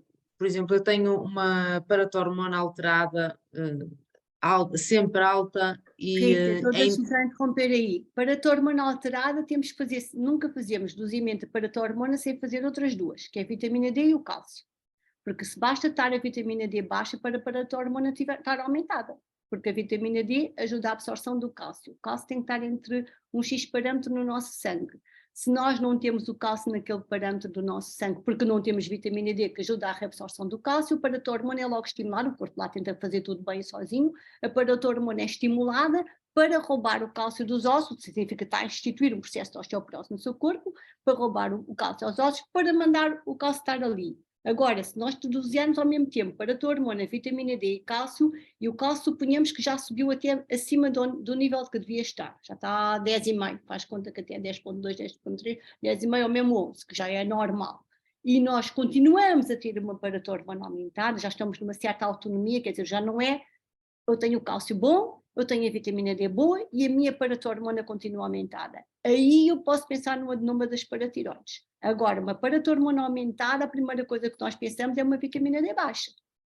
E vai baixar quando fizer vitamina mas D. no meu caso está bem. A paratormona está bem, o cálcio está a 9,6, portanto acho que não deve ser. Então não é problema, não é um adenoma das paratiroides. Pronto. Agora tem que ver é a vitamina D, porque se a vitamina D estiver baixa, a paratormona sobe logo. É uma Não, está a 50 também, está bem. Está bom. Uh, Basta termos 40 para o sistema imunitário está bom, para o macrófago atuar. Níveis de 60 a 70 nanogramas por decilitro são considerados uma vacina anticâncro para tumores sólidos. Níveis da vitamina D dessa ordem de grandeza. As curvas, o risco de mortalidade, todas as causas. Nível de vitamina D, o risco diminui quando a vitamina D aumenta. a cor é parabólica, nunca gosto muito de vitaminas D acima de 96. Isto é tudo e as hormonas, e a vitamina D é uma hormona, é mau cá em baixo, bem mau lá no cima. É tudo bom estar pela mediana, digamos assim. Mas é possível fazer a reposição hormonal, começar a fazer uma reposição hormonal, mesmo estando com esta alteração, que eu não sei de onde é que vem esta alteração, não é? Se calhar tem que... alteração, se tem 43 anos, como eu disse há pouco, hoje em dia o que nós observamos é que aos 49 anos 90% têm menopausa. É raríssimo, eu tive menopausa aos 53, eu tenho quase 64, aos 53 tive menopausa e hoje o que eu vejo é que a menopausa, aos 49 estão quase todas as meninas em menopausa. E isto começa a ter as variações, as queixas que elas vão tendo, coitadinhas muitas vezes não identificadas, aos 42, aos 43, aos 46, vão começando por aí. Que são quais essas queixas? São exatamente a pessoa começar a não dormir bem, a ter mais vontade de comer, a alargar, as mamas doem quando está para a menstruação, porque já estamos a ter falta da progesterona, começamos a sentir que o sutiã está apertado, que a nossa barriga está inchada, que estamos mais largas, dormimos menos bem, temos mais fome quando está para vir a menstruação. Tudo isto são sinais da dominância estrogénica. Começamos a aparecer com nódulos aqui nas mamas porque não temos a progesterona. A repercussão orgânica é sempre importante nós vermos, porque o corpo, como eu vos disse pela terceira vez, faz tudo bem sozinho e ele tenta. E quando ele não consegue, coitadinho, ele ainda se esforça. Então nós vemos nas ecografias quando a tiroide não funciona bem, há nódulos aqui isto na tiroide, vemos nas mamas, há nódulos aqui isto nas mamas por falta de progesterona, há nódulos aqui isto no outro por falta da progesterona. Então são sinais que nós vemos orgânicos de que há uma falta já de uma hormona. E porquê que falta a progesterona? Muitas vezes exatamente porque depois, não tendo progesterona, os produtos menstruais são mais abundantes, porque têm dominância estrogénica. São mais abundantes, perde ferro. Não havendo ferro, não incorpora o iodo na tirosina. A tiroide não está bem. Se a tiroide não está bem, não há acidez gástrica suficiente para absorver bem o ferro. E depois, se não absorve bem o ferro, não há tiroide boa. Então é um ciclo vicioso. Muitas vezes, quando a ferritina está abaixo, por exemplo, para ter vocês terem uma ideia, a ferritina tem que estar 70 ou mais para que a tiroide funcione bem. Muitas vezes as meninas aparecem com ferritinas de 20 e menos do que 20, e até tenho que mandar fazer ferro endovenoso, porque não vou conseguir, ao fim de 8 meses é que vou ter um ferro suficiente para isto acontecer. Na verdade, a tiroide, como eu vos estava a dizer, é preciso também a tiroide, como é preciso a histamina, como é preciso a gastrina, para fazer a acidez gástrica. E se a acidez gástrica não estiver bem, nós não absorvemos ferro nem em B12, por exemplo. Então, esses dois elementos, junto com a vitamina C e com o selênio, são importantíssimos para que a tiroide funcione bem. Se eu não tiver acidez gástrica suficiente, eu não vou absorver estes elementos, vai ser o tal ciclo vicioso. Se eu não tiver acidez gástrica suficiente, eu não vou fazer a libertação dos enzimas na segunda fase da digestão e vou ter má digestão e os infartamentos que já tínhamos falado. E tudo isto é por causa da tiroide. Então a pessoa tem queixas que não está a relacionar com a tiroide, como a má digestão, os infartamentos, o alargar, o estar com barriga inchada, está uma roupa a ficar apertada e eu faço a mesma coisa porque é que agora estou a engordar. Isso é sinais de falta exatamente da progesterona. A progesterona é inócua, a progesterona não tem problema nenhum. A gente só não dá se não precisa, porque enfim, porque a progesterona mesmo, olha, se ninguém quer fazer nada, e por dizer, olha, faz a progesterona mesmo sem fazer nada, porque a progesterona não tem mal nenhum, é uma coisa inócua, não tem mal nenhum, mas pronto, eu gosto de analisar tudo e claro, tem que se ver a pessoa e tem que se ver as queixas e tem que se relacionar. Isto dos hormônios parece muito complicado, mas é fácil, só tem tudo em relação umas coisas com as outras e por isso é que a gente tem que saber as hormonas todas, não pode saber só de tiroide, ou só de diabetes, ou só de suprarrenal, ou só da testosterona. Todas as hormonas têm relações de umas coisas com as outras e isto está tudo em simbiose. Se eu mexer é como uma orquestra harmoniosa. E a tiroide, exatamente, é aquela glândula que em pequena concentração potencia as outras todas e é o maestro da tal orquestra que são as hormonas. Se eu não tiver a tiroide a funcionar bem, nada está bem. Por isso eu costumo dizer, olha, se a minha por contenção económica dissesse assim, só podes dar uma hormona a toda a gente, que é o que tu davas. Se o tempo precisasse, dava só a tiroide. Que a tiroide potencia as outras todas. Mas pronto, todas são importantes e nesse caso, no seu caso, por exemplo, o que deve estar a faltar é exatamente progesterona. Porquê? Por causa da tiroide? Porque de fato são elementos para que a tiroide funcione bem? Porque já está no processo de perimenopausa e já está a primeira hormona a baixar nesta situação? Está mais irritada? A Rita está mais irritada? Sente que dispara mais facilmente? Eu tenho um tipo de personalidade assim um bocado irritadiça, de facto. Quando a gente tem falta de progesterona, a gente dispara mais facilmente. É marido, é trabalho, é filhos e vai tudo ao ar. E depois nós temos que pensar que palavra dita, pedra a tirar e a oportunidade perdida não voltam atrás. Quando nós nos sentimos irritadas nestas fases da nossa vida, meninas todas caladinhas, que isto depois passa e nada a dizer o que não devíamos ter dito. E por acaso surgiu um nódulo, estava a ouvi-la, surgiu um nódulo na mama agora, há pouco tempo, no último ano, A portanto parte posso dos estar. quísticos, pronto, temos que ver se são quistos, se não são quistos, são sólidos, tem que se ver. Se não, Nódulo benigno, disse o pronto, doutor. mas já é sinal de que falta progesterona. Pois. Está a fazer as diferentes zonas de pressão, faz com que faça quistos mais facilmente. Obrigada. Marina, a Marina tinha também uma questão, não sei se ela ainda está aqui, se já saiu, já não consigo ver. Se não, também está a Cláudia e a Débora, eu julgo que a Débora foi a seguir à Marina. Débora?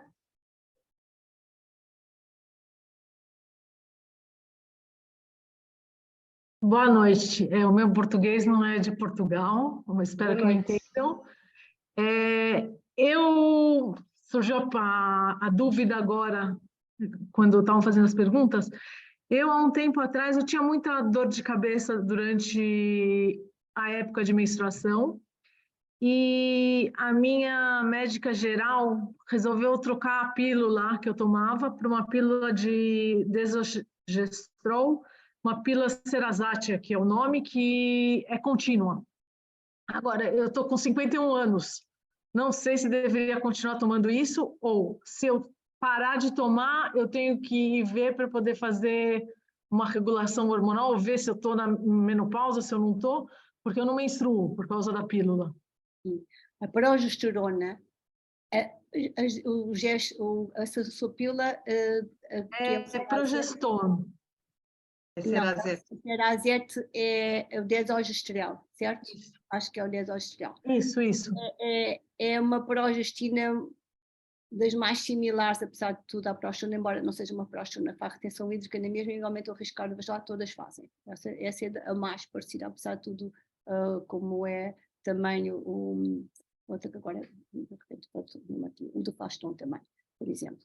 E a progestina, que está a fazer continuamente, não sangra, porque exatamente o que a progestina faz é não deixar que o endométrio prolifere. O endométrio é a membrana de revestimento do útero. Quando nós temos menstruação, é porque temos estradiol que prolifera essa membrana, depois a meio do nosso ciclo, quando ocorre normalmente, vem a progesterona e diz assim, já não proliferas mais e vais cair. Se a gente não tiver progesterona, a gente, nestas fases destas que está a anteceder a menopausa, nós não temos a progesterona e a menstruação vai aparecer ou mais abundante, ou vai aparecer mais de 2 em 2 ou 3 em 3 meses, porque ela ao fim de 14 a 6 milímetros pela força da gravidade vai cair na mesma, mas se não temos progesterona não vai cair todos os meses, vai caindo ao fim, é o que acontece a muitas meninas, estão 2 meses sem menstruar, depois estão 3 meses sem menstruar e vai acontecendo assim, ao fazer a progestina, como não deixa proliferar o endométrio, não tem menstruação, e a progestina tem uma ação, apesar de tudo, a nível do útero, é essa ação que tem.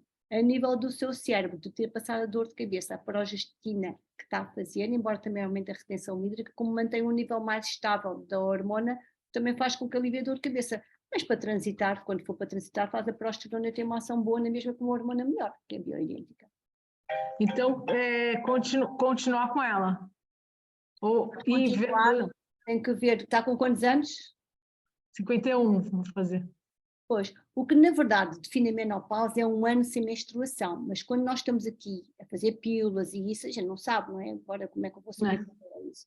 Então temos que fazer uma ecografia ginecológica e ver o tamanho dos ovários. O tamanho dos ovários é que vai dizer, olha, agora estão a ficar atrofiados, estão mais pequenos, já não têm folículos, embora a pílula também tranqueie um bocado, mas vai estar mais pequeno, o ovário atrófico, com menos de 1 centímetro cúbico, que é o que vai definir que tem menopausa. Pronto, já não vai mais poder proliferar. Portanto, tem sempre que fazer uma ecografia ginecológica para ver em que estadio está, digamos assim. Embora o ideal é parar a pílula, porque ela também faz uma certa atrofia, mas de qualquer modo pode sempre fazer uma ecografia e ver em que fase está. A gente vê. Não no endométrio, que está atrofiado, mas a nível do tamanho dos ovários. Quando nós temos, por exemplo, hipotiroidismo, o tamanho dos ovários também está aumentado. O ovário fica emborrado, não desenvolve, fica com microfolículos, micropoliquístico, porque não falta-lhe fermento, digamos assim, que é a tiroide, para que ele desenvolva. Então o ovário micropoliquístico ou multifolicular é sempre, ou grande parte das vezes, um problema da tiroide também, porque não deixa o ovário desenvolver. Agora, eu não sei se tem a ver ou não, mas nos últimos anos o que aconteceu é que eu descobri que eu tenho intolerância à histamina. Começou a A intolerância à subir. histamina é porque não tem, uma das causas da intolerância à histamina, a maior parte das vezes, é exatamente um problema do nível gastrointestinal. Temos que ver se há um problema de fungos, se há um problema do Helicobacter, se há um problema de qualquer gastrointestinal, mas a maior parte das vezes. O nível hormonal, a intolerância à histamina acontece muitas vezes e aparecem as mulheres com as alergias nesta fase da vida, dos 50, dos 40 e tal, 50 anos, porque a dominância estrogénica, o estradiol, estimula o mastocito, que é a célula que liberta a histamina, a produzir mais histamina, é um ciclo vicioso. O mastocito produz mais histamina, a histamina produz mais estradiol, o estradiol faz o mastocito produzir mais histamina, é um ciclo vicioso. Então nós estamos em dominância estrogénica e temos mais histamina, que é o processo de intolerância à histamina. A histamina, para quem não sabe, é um mediador, um dos múltiplos que o mastocito produz, mas que é responsável por muita da reação alérgica. E quando nós temos dominância estrogénica, a diaminoxidase, que é a enzima que degrada a nível intestinal a histamina, também está inibida. Por isso é que a dominância estrogénica, quando as mulheres não têm progesterona, e a progesterona melhora imenso a intolerância à histamina quando equilibrada, também o hipotiroidismo, ou mesmo o hipertiroidismo também está relacionado com a intolerância à histamina, ou mesmo problemas do cortisol. São as 3 hormonas que têm mais interferência na intolerância à histamina. A maior parte das vezes, como eu disse, a causa da intolerância à histamina é uma queixa gastrointestinal que temos que corrigir e tratar, mas a causa hormonal da intolerância à histamina é exatamente a dominância estrogénica, por isso é que aparecem-nos muitas vezes as mulheres a ter alergias pela primeira vez na altura da menopausa, porque não têm a progesterona. A progesterona equilibra essa resposta TH2, que faz a libertação das histaminas e disso do mastocito. A progesterona é uma hormona maravilhosa mesmo. Obrigada. Que a progestina não faz, a capela não faz, mas a progesterona faz. E tomar antihistamínicos a longo prazo não é uma coisa boa para a nossa saúde. Já nem vou dizer daqui porque a aula não é sobre Não, eu estou tomando DAO, a diaminoxidase, antes de comer, que me ajudou muito, mas eu acho ainda, tem vezes que ainda tem um pouco de problema, então eu acho que realmente tem que ver a questão. Tem que procurar o Helicobacter, tem que ver se tem fungos, tem que ver não tem Helicobacter, eu chequei, fungo também não. Tem que ver se tem hipotiroidismo, até o hipotiroidismo, por outro mecanismo, também pode aumentar. Também não. A causa mais frequente é exatamente a deficiência da progesterona e a dominância estrogénica, porque faz com que haja estimulação do mastocito a libertar mais histamina e faz a inibição da diaminoxidase, que está a fazer já suplementar. Certo, obrigada. Cláudia Queiro. Olá, boa noite. A minha pergunta também é assim pessoal, porque eu com 19 anos tive uma trombose hepática, foi-me diagnosticado o síndrome de Budd-Chiari, que é uma trombose, uma obstrução na veia hepática, na veia do fígado para a veia cava. E eu faço desde os 19 anos aspirina e varfarina. Entretanto, em setembro agora do ano passado tive uma ascite, tive uma recaída, não se sabe bem porquê. E a minha pergunta é, a nível da suplementação, eu posso fazer suplementação ou tenho que ter algum cuidado, não é? O estradiol transdérmico não aumenta o risco procoagulante, que o estradiol oral aumenta. Portanto, nunca poderá fazer estradiol bioidêntico de forma oral, mesmo bioidêntico. Não. A via de administração é importante. Nós sabemos que não há aumento de doença cardiovascular, não há aumento dos coágulos, nem coagulopatia, nem nada disso, quando o estradiol é transgénico. Esse estudo de 2017, publicado no British Medical Journal, também definiu isso. Não há, e nós vemos que, de facto, mulheres que tiverem uma trombose, uma coisa, essa é uma trombose mais grave, de facto, há um problema genético qualquer. De qualquer modo, lá está. É quanto mais cedo nós determinamos, fazemos a terapêutica hormonal, mais vamos proteger o risco cardiovascular. Quanto mais tarde, é sempre pior. Pronto, eu tenho 47, faço 48 este ano. Sim. Fazer aos 49, porque foi quando eu sentia tal irritabilidade, senti que não era eu sou uma pessoa tranquila e calma e super... Um bocadinho, é o que me está a acontecer também, sim. Pois, é sempre quanto antes melhor, e esse equilíbrio entre o estradiol e porque protege do risco cardiovascular o estradiol, protege do risco cardiovascular. E se nós deixamos, como aquele estudo da WHI, que aumentou o risco de trombopatia, que aumentou o risco de tromboembolismo venoso, que aumentou o risco cardiovascular, que aumentou o risco de câncer de mama, eram mulheres que estavam há mais de 10 anos em menopausa. A maior parte delas tinha a média da população era de 64 anos, é uma população entre 50 e 79 anos, e a maior parte era de 64 anos, e começaram a terapêutica, a maior parte delas com mais de 10 anos pós-menopausa. E era a terapêutica que era mais utilizada nos Estados Unidos, não tem nada a ver com as hormonas bioidênticas. As hormonas bioidênticas não aumentam o risco, antes pelo contrário, elas protegem. Pode sempre fazer terapêutica hormonal com hormona bioidêntica transdérmica. Transdérmica, Cláudia. Ok. E a nível de suplementação, ômegas, tem que ser tudo muito bem visto, não é? Depois também fluidifica um bocadinho o sangue. Quando a pessoa está a fazer aspirina, o problema já é que se a pessoa cai ou se magoa ou isso, o risco de hemorragia é maior. Já agora que estamos aqui, para toda a gente ficar a saber, porque é uma coisa que a maior parte não sabe, é que quando vão arrancar um dente ou fazer ômega 3 e vão, por exemplo, arrancar um dente, tem que parar 3 dias antes, porque ele de facto fluidifica o sangue e pode ter um perigo de hemorragia. Portanto, é um suplemento ótimo que eu faço, não um ano inteiro, mas que neste momento por acaso estou a fazer, e que nós, se tivermos um problema qualquer, faz conta de uma cirurgia ou isso, temos que parar 3 dias antes, tal e qual temos que, não em relação à aspirina, mas a outras coisas que temos que ter o cuidado, que vão facilitar o risco de hemorragia.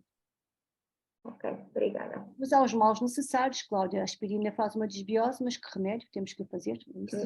Sim. Eu não faço pílula, nunca fiz, pronto. Não, isso é que não pode. Não posso mesmo. E tive agora um mês sem menstruação, mas entretanto voltou ao normal, por isso. Pois, mas está naquela fase. Estou mesmo na fase, sim. Temos que ver é a tiroide, se não tem falta de ferro, se não tem algum problema, porque muitas vezes, meninas todas, nem é preciso ver análise nada. Selênio, magnésio e D é para todas. Essas 3 é para todas, o resto depende do que a gente vir. Mas selênio, magnésio e D é para todas. Consumimos diariamente nas reações, nunca vamos ter excesso e é preciso para todas. Selênio, magnésio e D, essas é para todas. O resto depende de muita coisa, mas selênio, magnésio e D é para todas. Há aqui uma pergunta só escrita a perguntar se existe alguma quantidade mínima e máxima de estradiol e progesterona. Eu calculo que deve ter a ver com as análises, não? Não, as análises são um momento, Cláudia. As análises são um momento. É a fotografia, não é o filme, nem sequer o que está a passar a nível intracelular. As análises são um momento que nós temos aquilo e temos que saber interpretar as análises em função exatamente disso e a hora do dia que foram tiradas. E o dia do ciclo também. Então, quando o estradiol, a dose, quando há calores, eu digo assim, é a dose que vos tira os calores porque passa numa semana.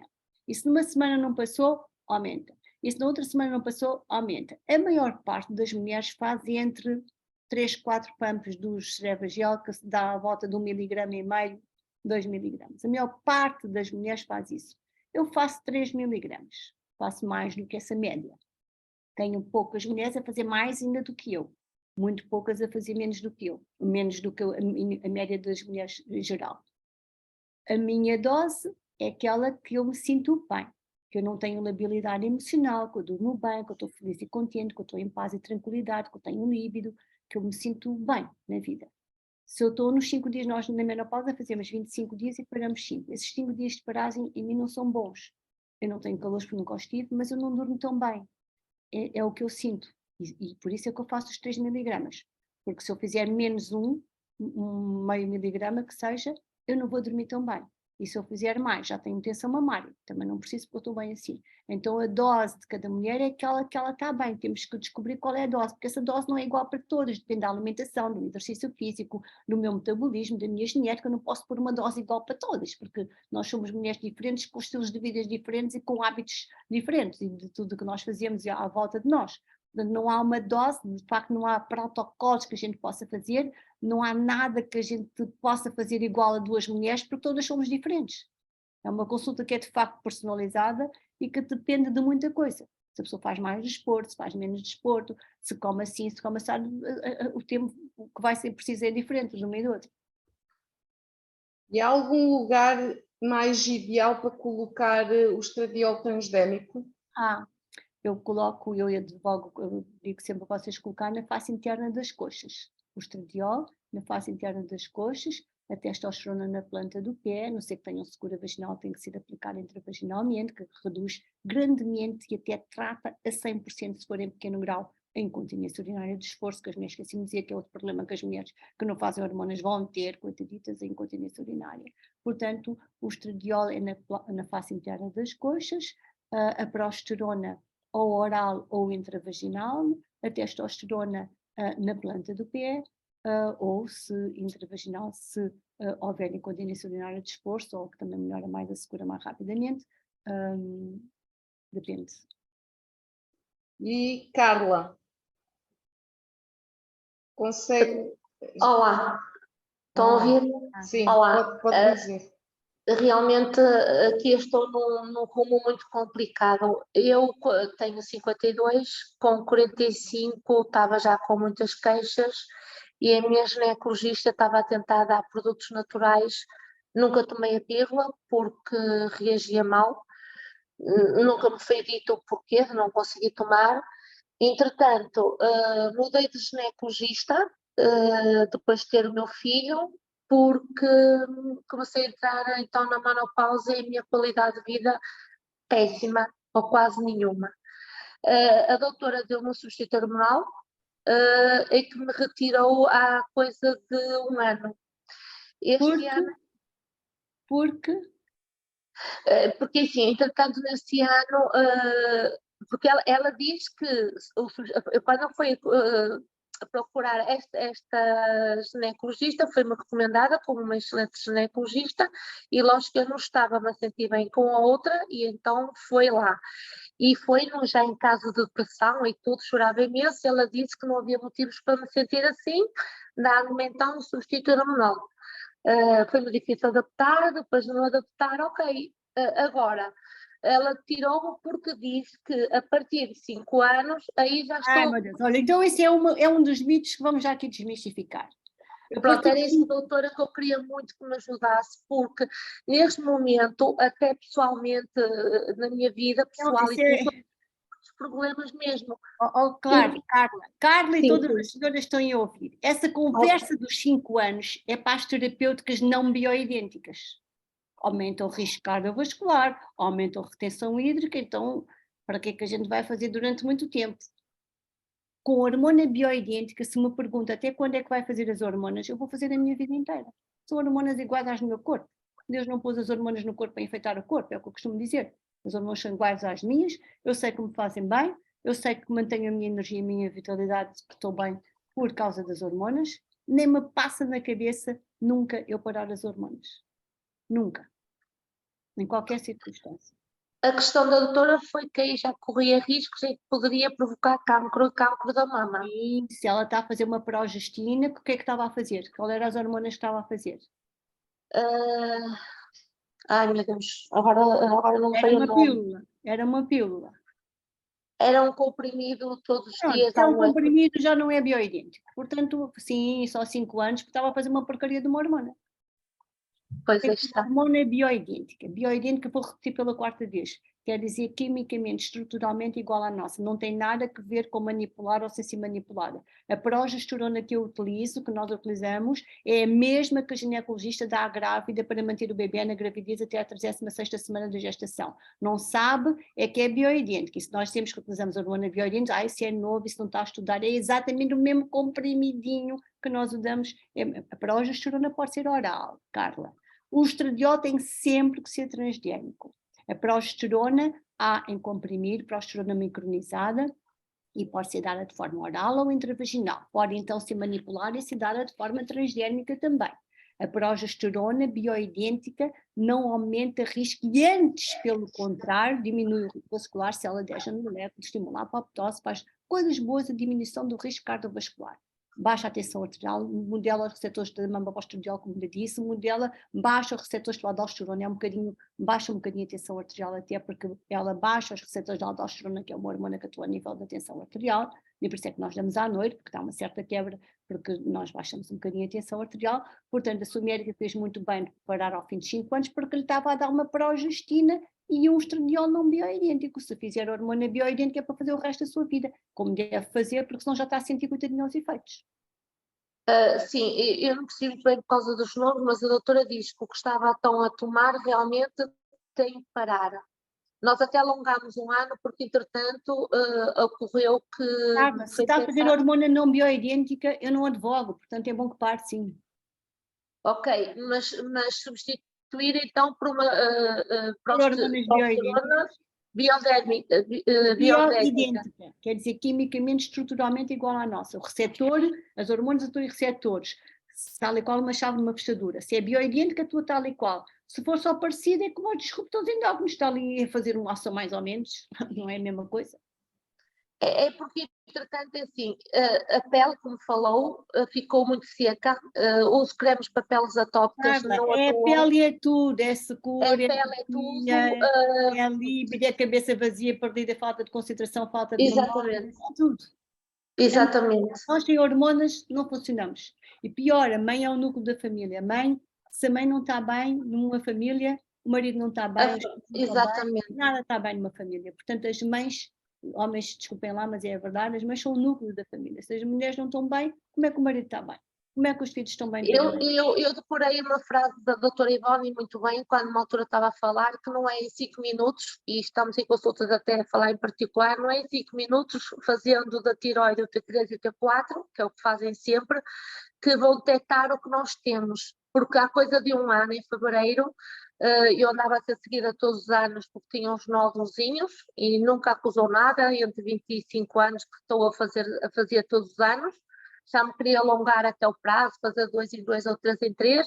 Entretanto, eu sou muito preocupada aqui sempre fazer a ecografia e as análises de ano em ano.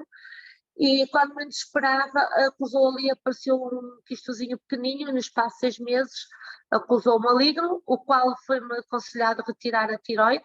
Retirei na totalidade, para mim foi uma experiência assim muito chocante, porque não estava já estava com problemas na menopausa e agora não tenho a tiroide. Neste momento estou a tomar o Eutirox e desde que foi operada, que me dou sempre a mesma dosagem, que é o 112. Isso está-me a fazer imensa confusão, porque o Eutirox...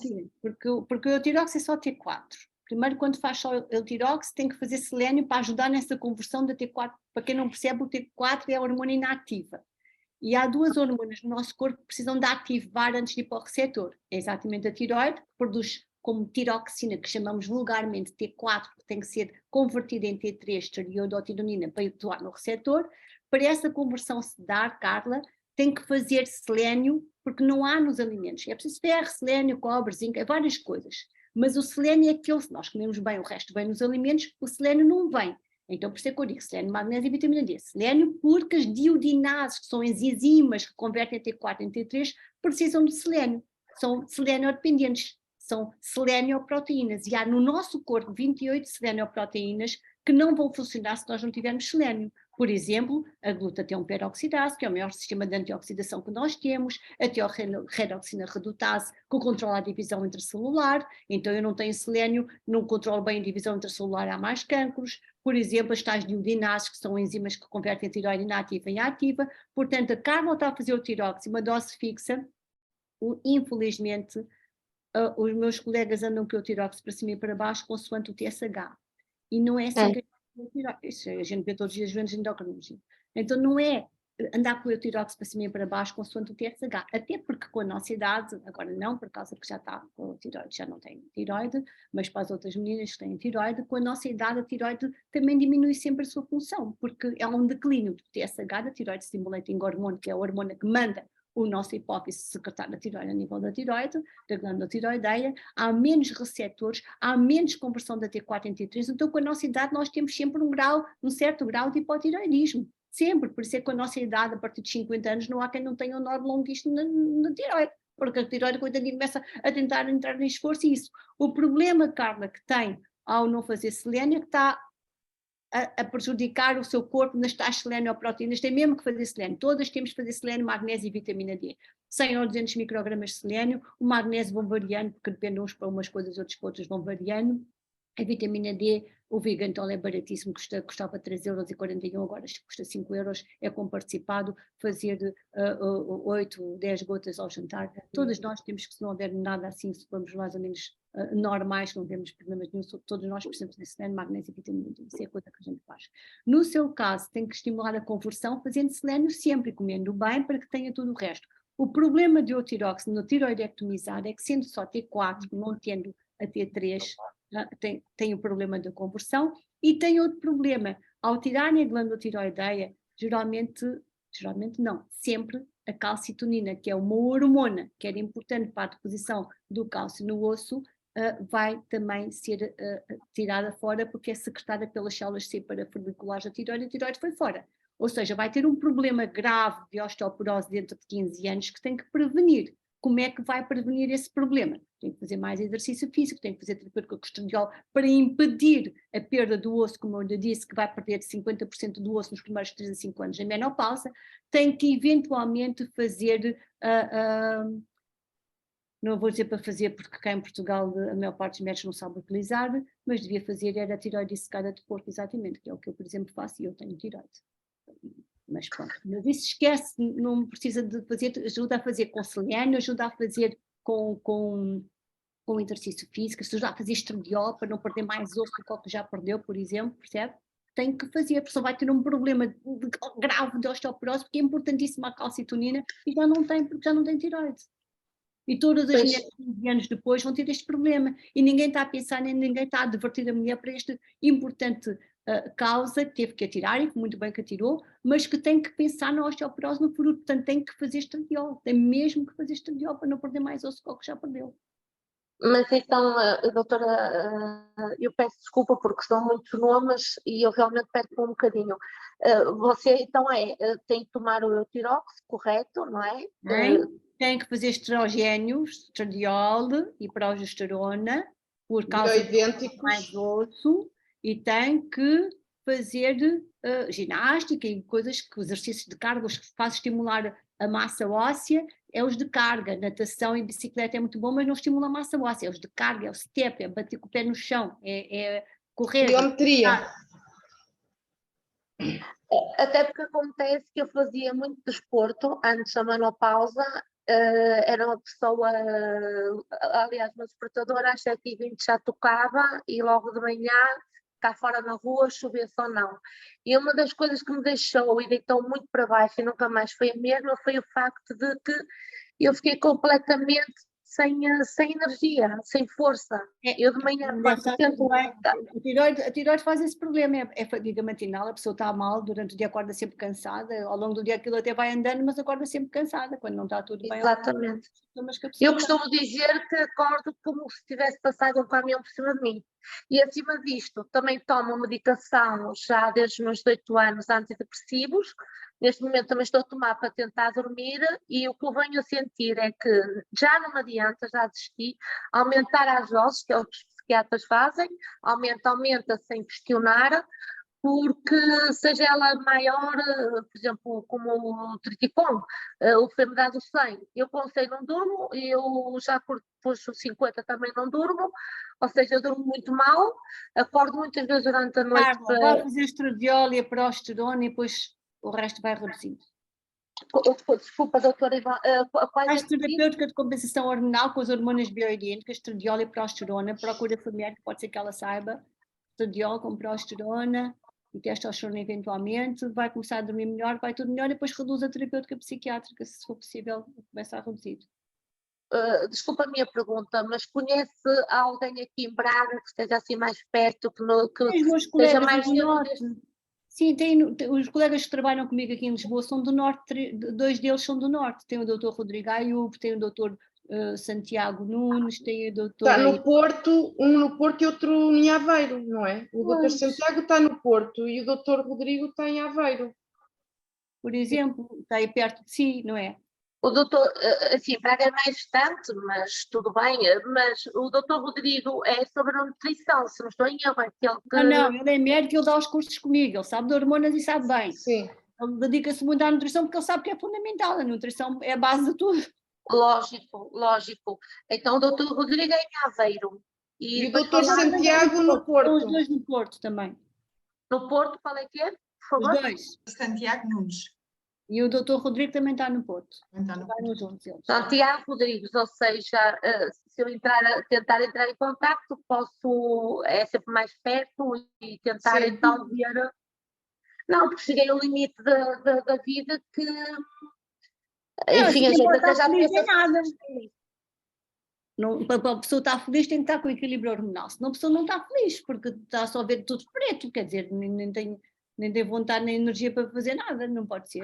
E por mais cuidado que até tenha agora com a alimentação, e ando a fazer tratamentos estéticos, mas tenho muito receio porque tomo muita medicação e sou muito sensível, noto perfeitamente que a cor inchada não é gorda, estou porque mais não está forte. equilibrada, é porque não está equilibrada. Tem mesmo que rever isso tudo com alguém. Olha, qualquer um deles é bom. Se tiver dúvidas, Carla, fale comigo no Instagram que eu ajudo a fazer marcação com um desses médicos, está bem? Obrigada, Cláudia, muito obrigada, sim, obrigada. Beijinhos, muito E- obrigada do coração. Nada, qualquer coisa, pergunte-me que eu ajudo-a, certo? Sim, muito obrigada. E, entretanto, só uma última pergunta, que é da Marina. Ela foi-lhe removido o útero e os ovários por conta de um cancro da mama, e a pergunta dela é se lhe é aconselhável, no caso, fazer terapêutica hormonal de reposição de Tem que saber o hormônios. estadiamento que ela tinha do cancro da mama. Tem que saber sempre, cancro da mama, que estadiamento é que ela tinha no início. Há quantos anos foi, o estadiamento que tinha, para que se possa responder a essa pergunta. Ok. E doutora, já foram 2 horas, isto já rendeu muito, está ótimo, já está na hora, a melatonina já está aqui em produção. estão aqui. A melatonina já está quase no pico e nós não podemos estar aqui com luz ligada. Pois não, vamos embora. Olha, muito obrigada a Obrigada, todas vocês. Espero obrigada. que tenham Obrigada. Obrigada. E Muito obrigada de coração. obrigada, Cláudia, mais uma vez. Obrigada eu, obrigada a todas e até já. Boa noite. Obrigada, Tá, boa Cláudia. Adeus, beijinhos. Obrigada, Ivone.